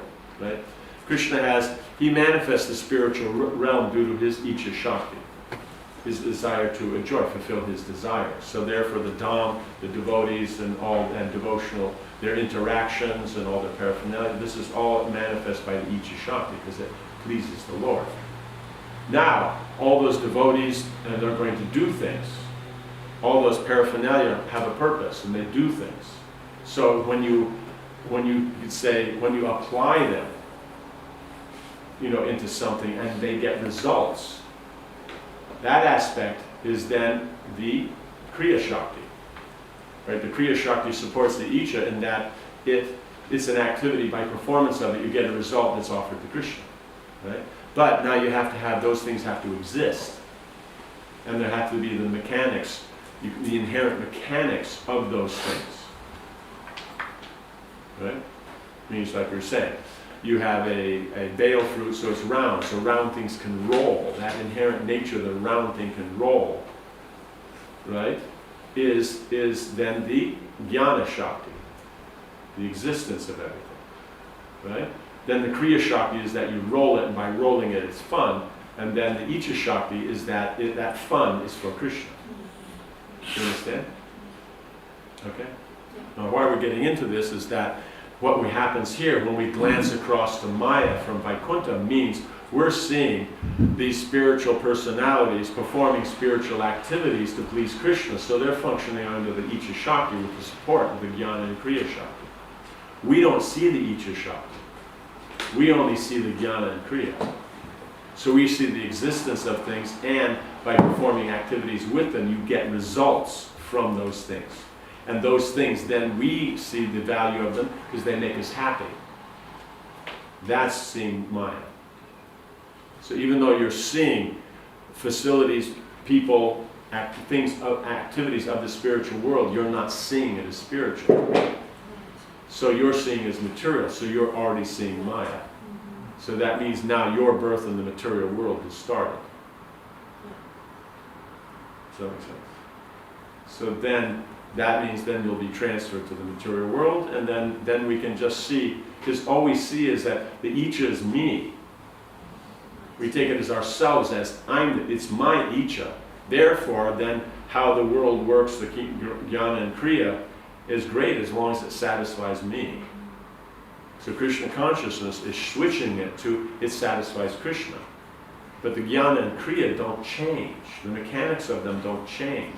That's why then it's being brought out is that Pṛthu Maharaj is not performing ordinary activities, though we would take Varnashram as ordinary. But because he's doing it in connection with Krishna, it's not ordinary, it's devotional service. That's why then devotees get confused. Varnashram is mentioned as an ordinary activity, and it says Pṛthu Maharaj is only engaged in devotional service. That means he just sits in the temple all day and chants japa. Right? They can't take it as no. It's ordinary if it's not connected to Krishna. Once it's connected to Krishna, it's no longer ordinary. So since you're going to connect it to Krishna for Krishna's satisfaction, it's his Icha, not ours. Not we're Westerners, it's about our Icha. No, it's about Krishna's Icha. We're souls, we're Krishna's servant. That's the eternal nature. Right? So therefore, then we will pick those things that Krishna likes. Does that make sense? Yeah.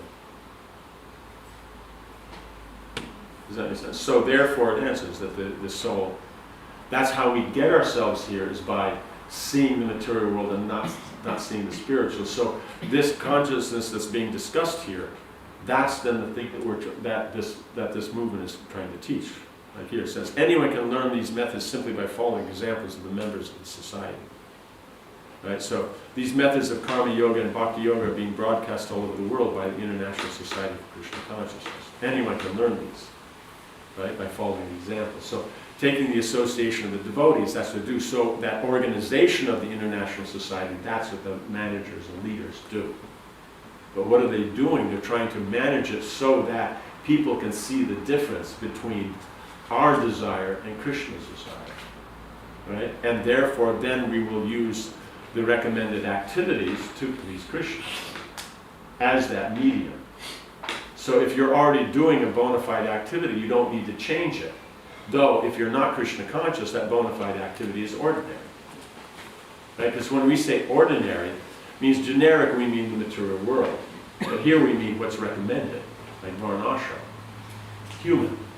Vikarmic activities aren't ordinary. That's sin. That's below standard, so it's not ordinary. Ordinary means standard. Right? Below that, you can't call that.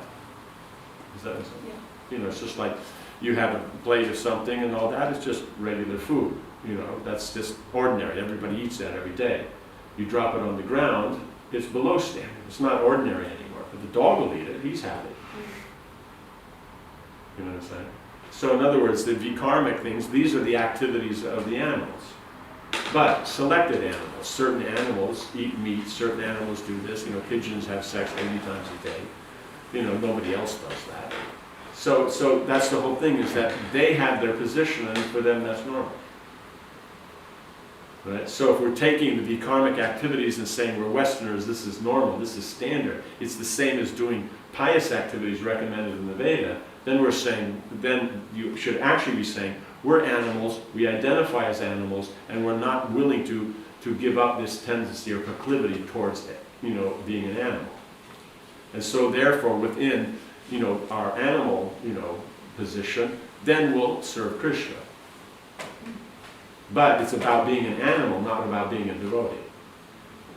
So you can't claim that they're even on the same level as the Kinnaras and Kimpurushas, because they're animals, but they're interested in devotion and service. So they are not so refined. You know, like sometimes you see Hanuman do things, it's not so refined.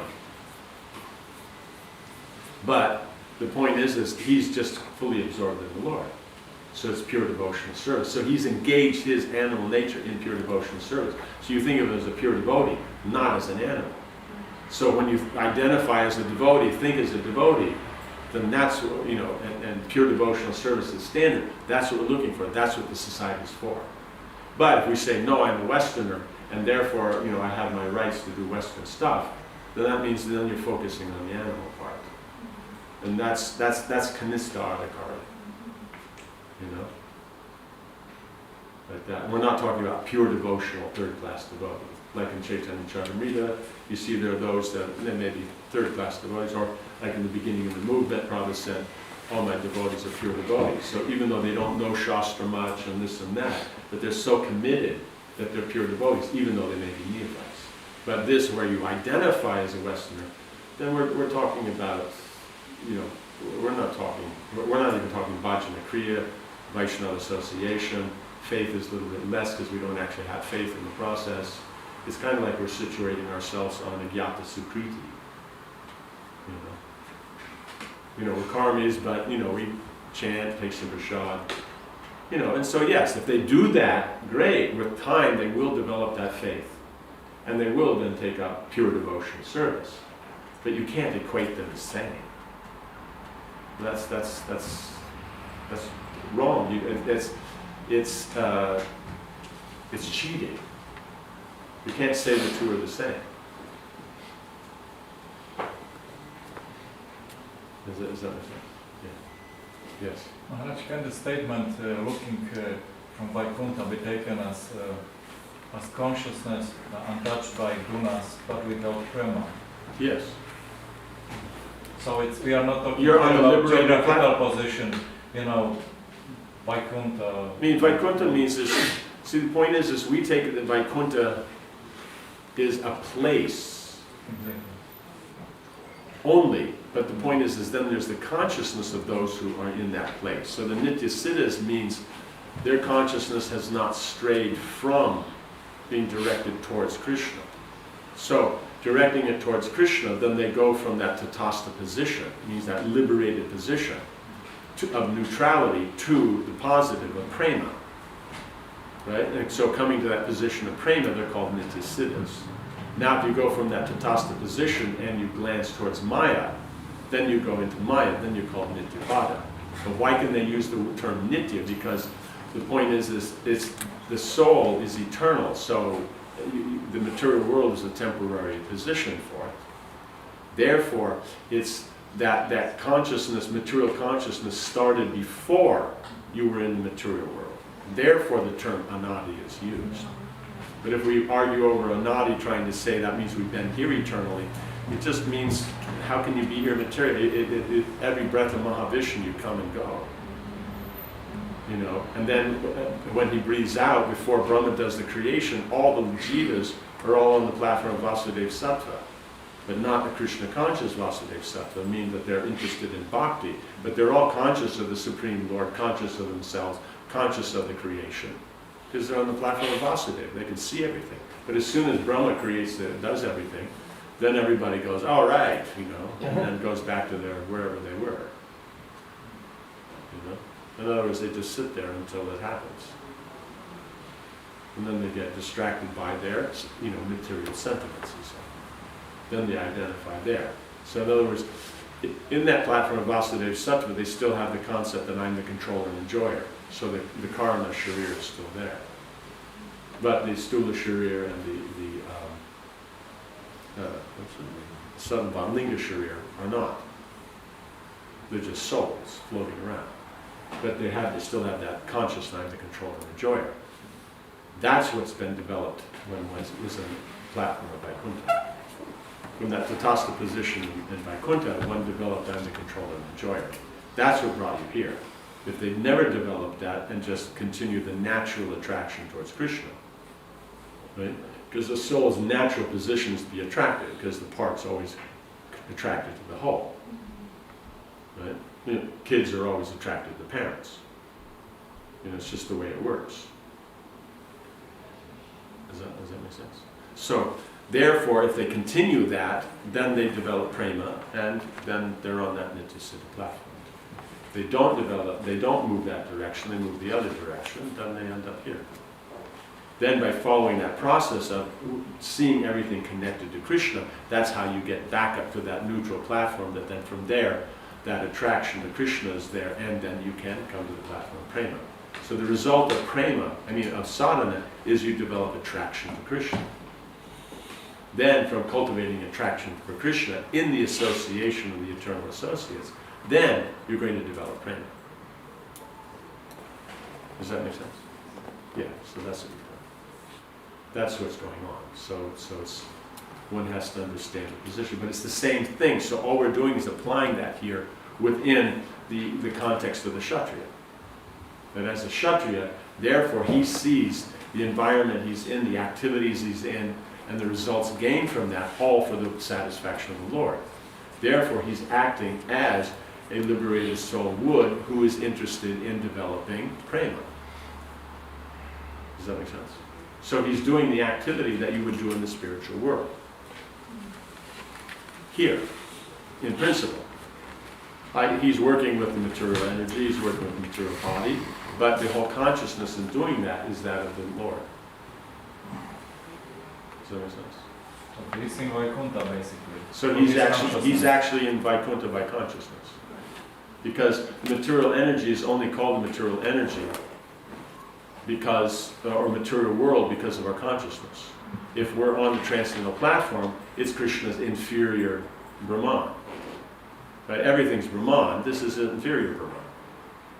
But being bigger than us, we can get attracted by it. Because we're superior Brahman to the material energy as Brahman. But we're infinitesimal, while it is 1/4 of the cosmic manifestation. Right? So it's way bigger than us, and it's because we're so small, we have to take shelter of greater energy, right, to be connected to Krishna.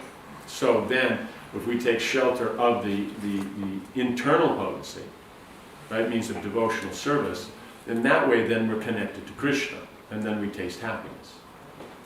But if we don't take shelter of the internal potency, we take shelter of the external potency, we're still taking shelter of Krishna, but in incomplete form as Brahman and Paramatma. And so therefore we see things separate from Krishna. That's the incompleteness. Right? Not that Brahman and Paramatma are everything here is based on that. Right? And the external energy is a form of Brahman. It's just inferior because it's unconscious. So then, if you're conscious while here in this place, then you're in effect in Vaikuntha. By locality, you're in your own place. By the effect, you're in Vaikuntha. So since the effect is that, we call it that. Right? You know, it's just like, let's say if someone comes into a group and by their influence everybody acts better, it brings out the best in everyone. Right? You know, they'll say, you know, he's godly, or, you know, he's, you know, come down from heaven, or, you know what I'm saying? Or let's say if he comes into the assembly and everybody goes bad and brings out the worst, then they'll say he's the devil. But he's not actually the devil. You know what I'm saying? But it's non-different. So if we're here, we're absorbed in Krishna, therefore performing everything from the platform of pure devotional service. The effect is transcendental, it's spiritualized, it's iron and fire. So we are living in Vaikuntha. But it's not Vaikuntha in that its manifestation is made from the external energy. So it's inferior to the nature of the internal. That will have much superior qualities.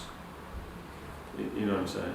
You know, it'd be like you get, let's say, first class, new, very large potatoes, right? You just rub them a bit under the water, all the extra skin comes off, they're perfect, no blemishes, they're big, you can cut, do anything you want with them, right? Or the other is that you have potatoes that have been sitting around too long and, you know, basically after you peel them and cut off the bad parts, you know, you may get half a potato, a third of a potato out of the potato. But it works. You can still make potatoes.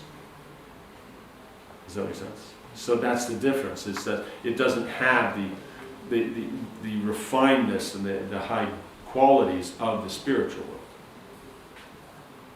But the activities are the same, right?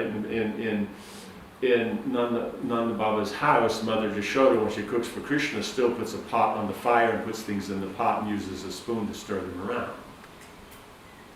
Right? It's not that that changes. Right? We come here and it's different.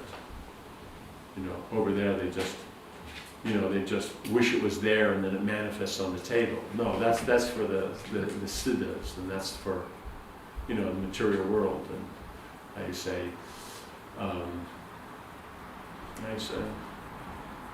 Hermione's husband's mother. That's what she does. Does that make sense? Yeah. If it doesn't make sense, don't worry about it. So this whole confusion about the fall down, it's It's- about a location, that we focus on location instead of consciousness. You're trying to fit something eternal into time and space. How well does that work out for the scientists? Nothing. They can understand zero. It's very clear in the Shastra. So it's only by Krishna's mercy you can understand, right?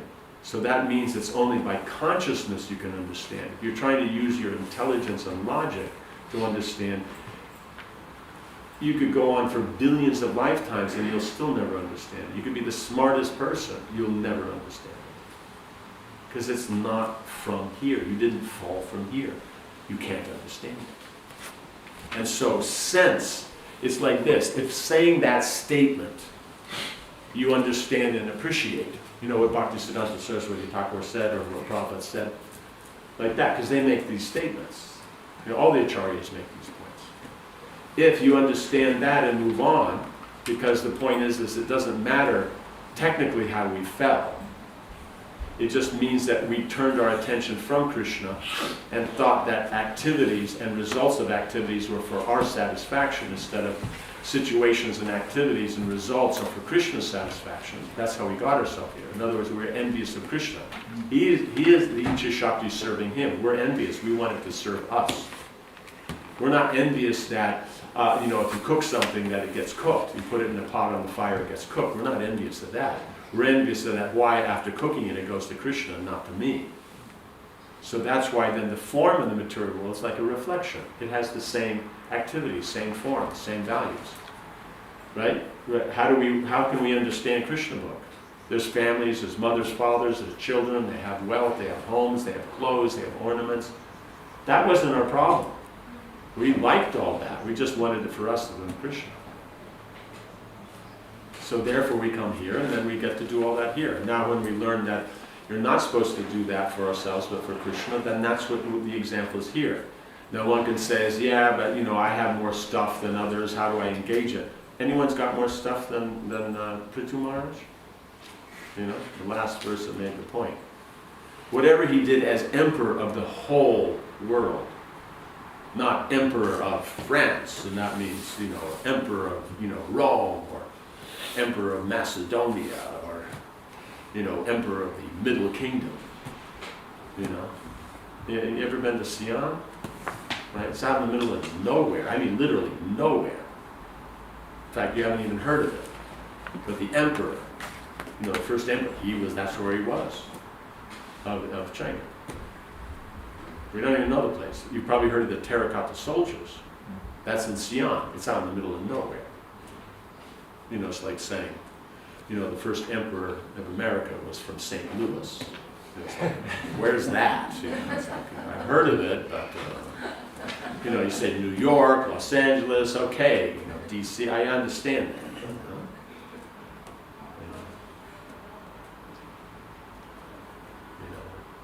You know, someone's from Uxbridge, you know, it's like, where's that?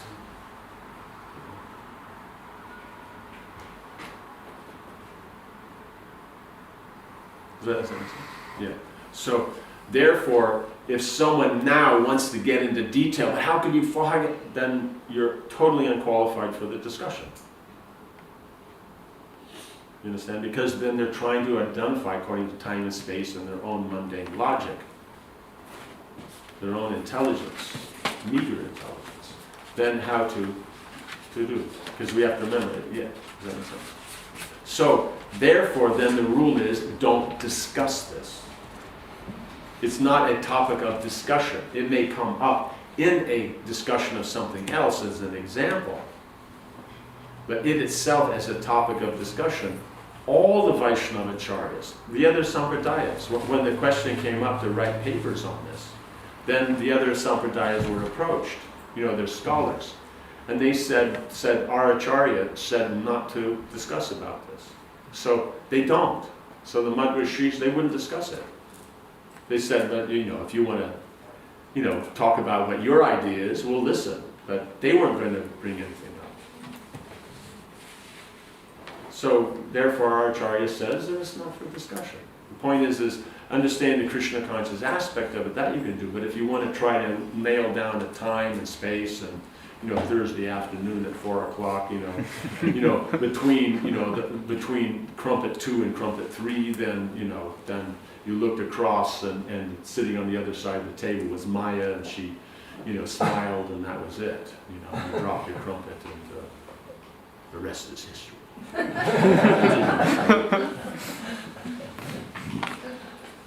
Yeah. Does that make sense? So no, it's not. Doesn't work.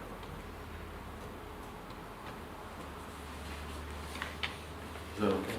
So that's why it's not a point of discussion. Being brought up in relation to the philosophy, it makes sense, great. And if it's not a point to discuss because he can't. Does that make sense? It's like 8-year-olds talking about sex. They can't understand. So there's no meaning.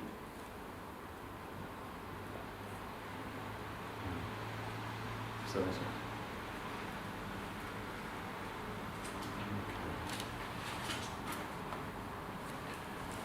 The term karma yoga is often used in Bhagavad Gita, and here in Mahārāja Pṛthu is giving a practical example of what karma yoga actually is.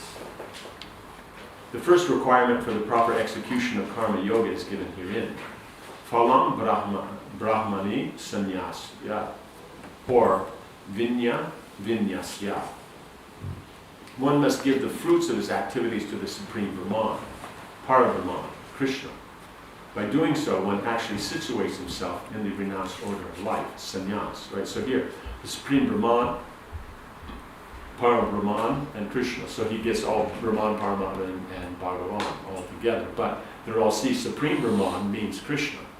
But that aspect of Brahman, how he pervades everything. Parabrahman, then how, as person, he's expanded and pervades everything is Paramatma. And then Krishna is Bhagavan.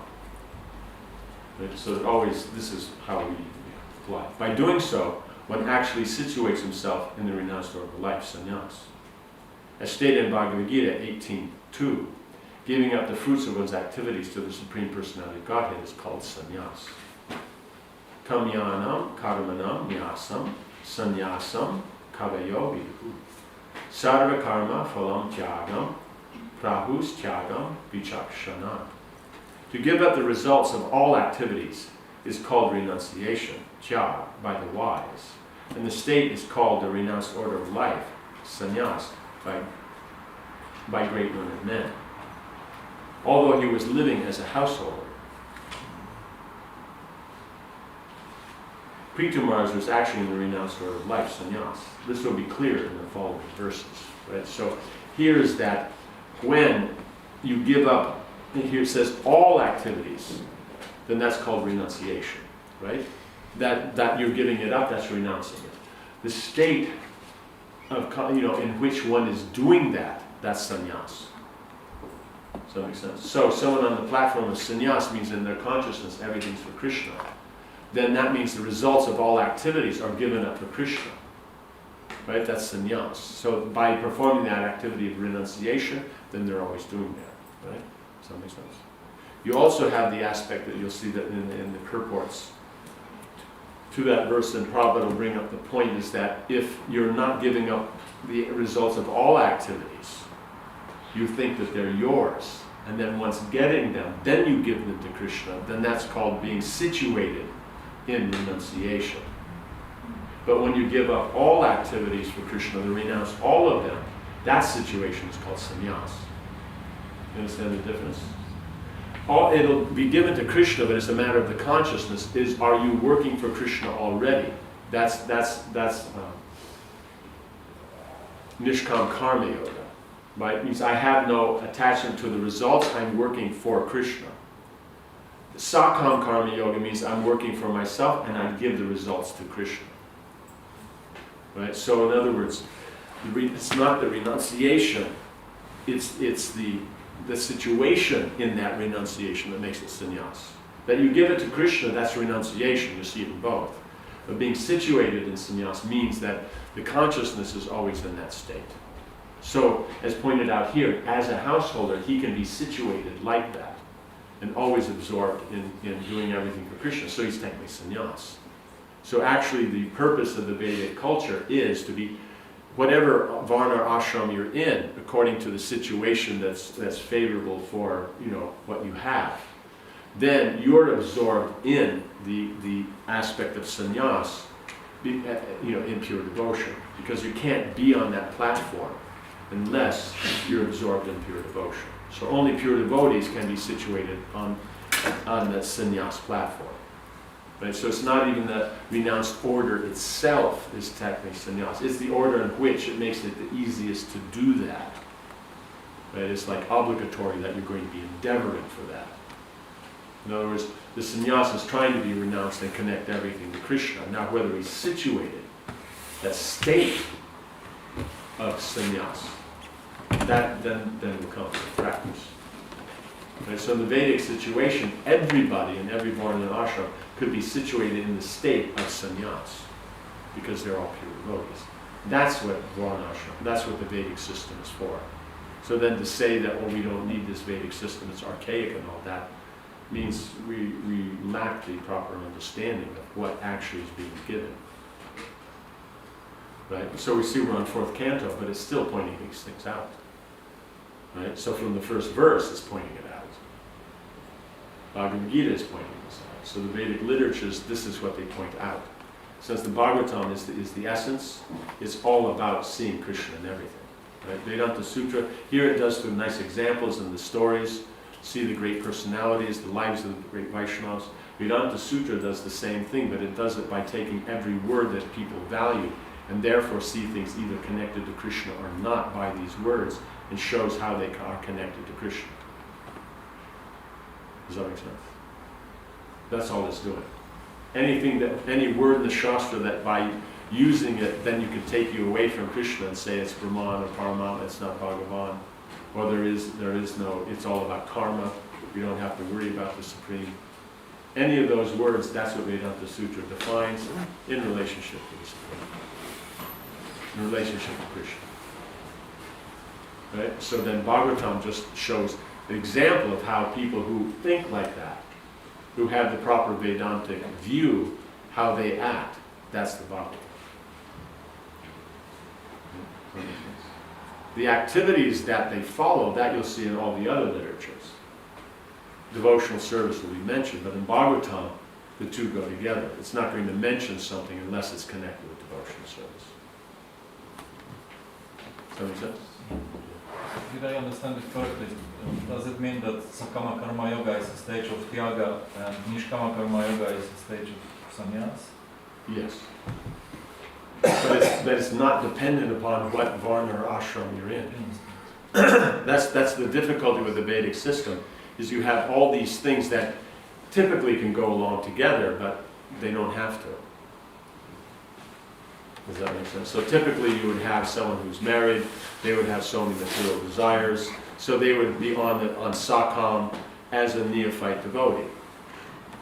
Right? Does that make sense? In mixed devotional service. But it doesn't have to. It's seen here by Pṛthu Maharaj. He's doing all these things. So he is situated in pure devotional service. He's situated on that platform of sannyas. but he's a grihasta. So that's the whole thing, is that there is the typical, that's the beauty of the Vedic system, is that all these aspects are different views of Krishna consciousness. And they may have their natural patterns within if the consciousness is polluted.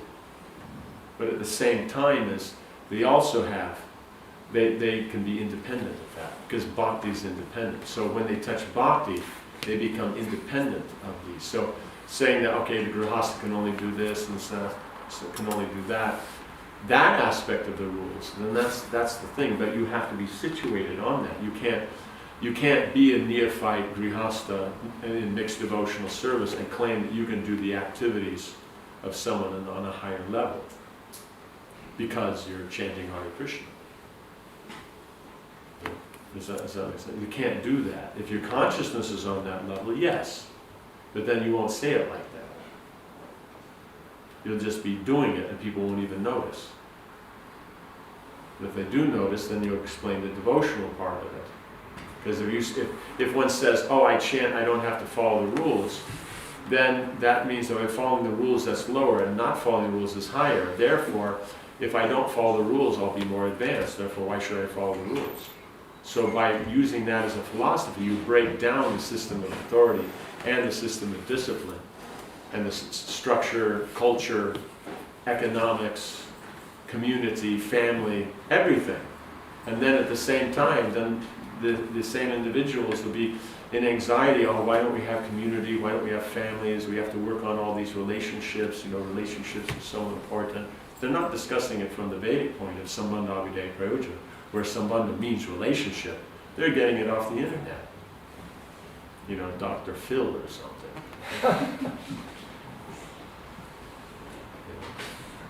What does that mean that bhakti is independent? It doesn't require any facility from the material world to function. It doesn't require any situation, any activity, any result to function. You can be Krishna conscious despite the material situation. Example being Prahlad Maharaj. You would have to say that he's not in a great situation, right? Born in a demon family. And of demon families, he is born in the demon family, right? It's just like you have, the wife of the president's the first lady, or he's the, what do you call it? There's a term for it. The first citizen or something. It's like, it means that he's a citizen of the state, but he's the number one. Right? There's a term for it. Pṛthu, and Pṛthu is president of the United States and then first lady. Pṛthu. Yeah. Okay. That's the Yeah. acronym. But the point is, they're still citizens, but they're the first citizens. That was started by Louis the 14th. He didn't get his head cut off. Why quote the 16th, right? He didn't do so well. So he started this where the king is actually the first citizen. Because by doing that, he'd invest everybody else more into working the mechanics of the state. You could expand the state and make a more powerful state. That's how he took over Europe. Otherwise, he's just another little king like every other little king, fighting over, this pumpkin patch or that pumpkin patch. So he just figured we'd take all the pumpkin patches, right? So then he worked out this concept of state. So he's a very good statesman. The only problem is that not being Krishna conscious, you won't put the proper balance and all that, and then you had to have that kind of power, and then the 15th loses that, 16th is just existing there until it gets taken away. Does that make sense? Yeah. So then the point is that being, how do we get into that? Being the first citizen. That's what we're trying to establish. Yes, Prahlad Maharaj. So he's not born in a demon family. He's born in the demon family. That's what we're trying to establish. There's not more of a demon family. There's not a more prestigious, more demoniac, more demonly influential family than his family. You know, if you can say, as, oh yeah, but my family is demons, like that. Not like Prahlad Maharaj's family. Now that's demons. Right? You know what I'm saying? Does that make sense? Yeah, so therefore in that, then he goes to school. His teachers, they're demons. They're just trying to teach him materialism. Right? Does that make sense? And then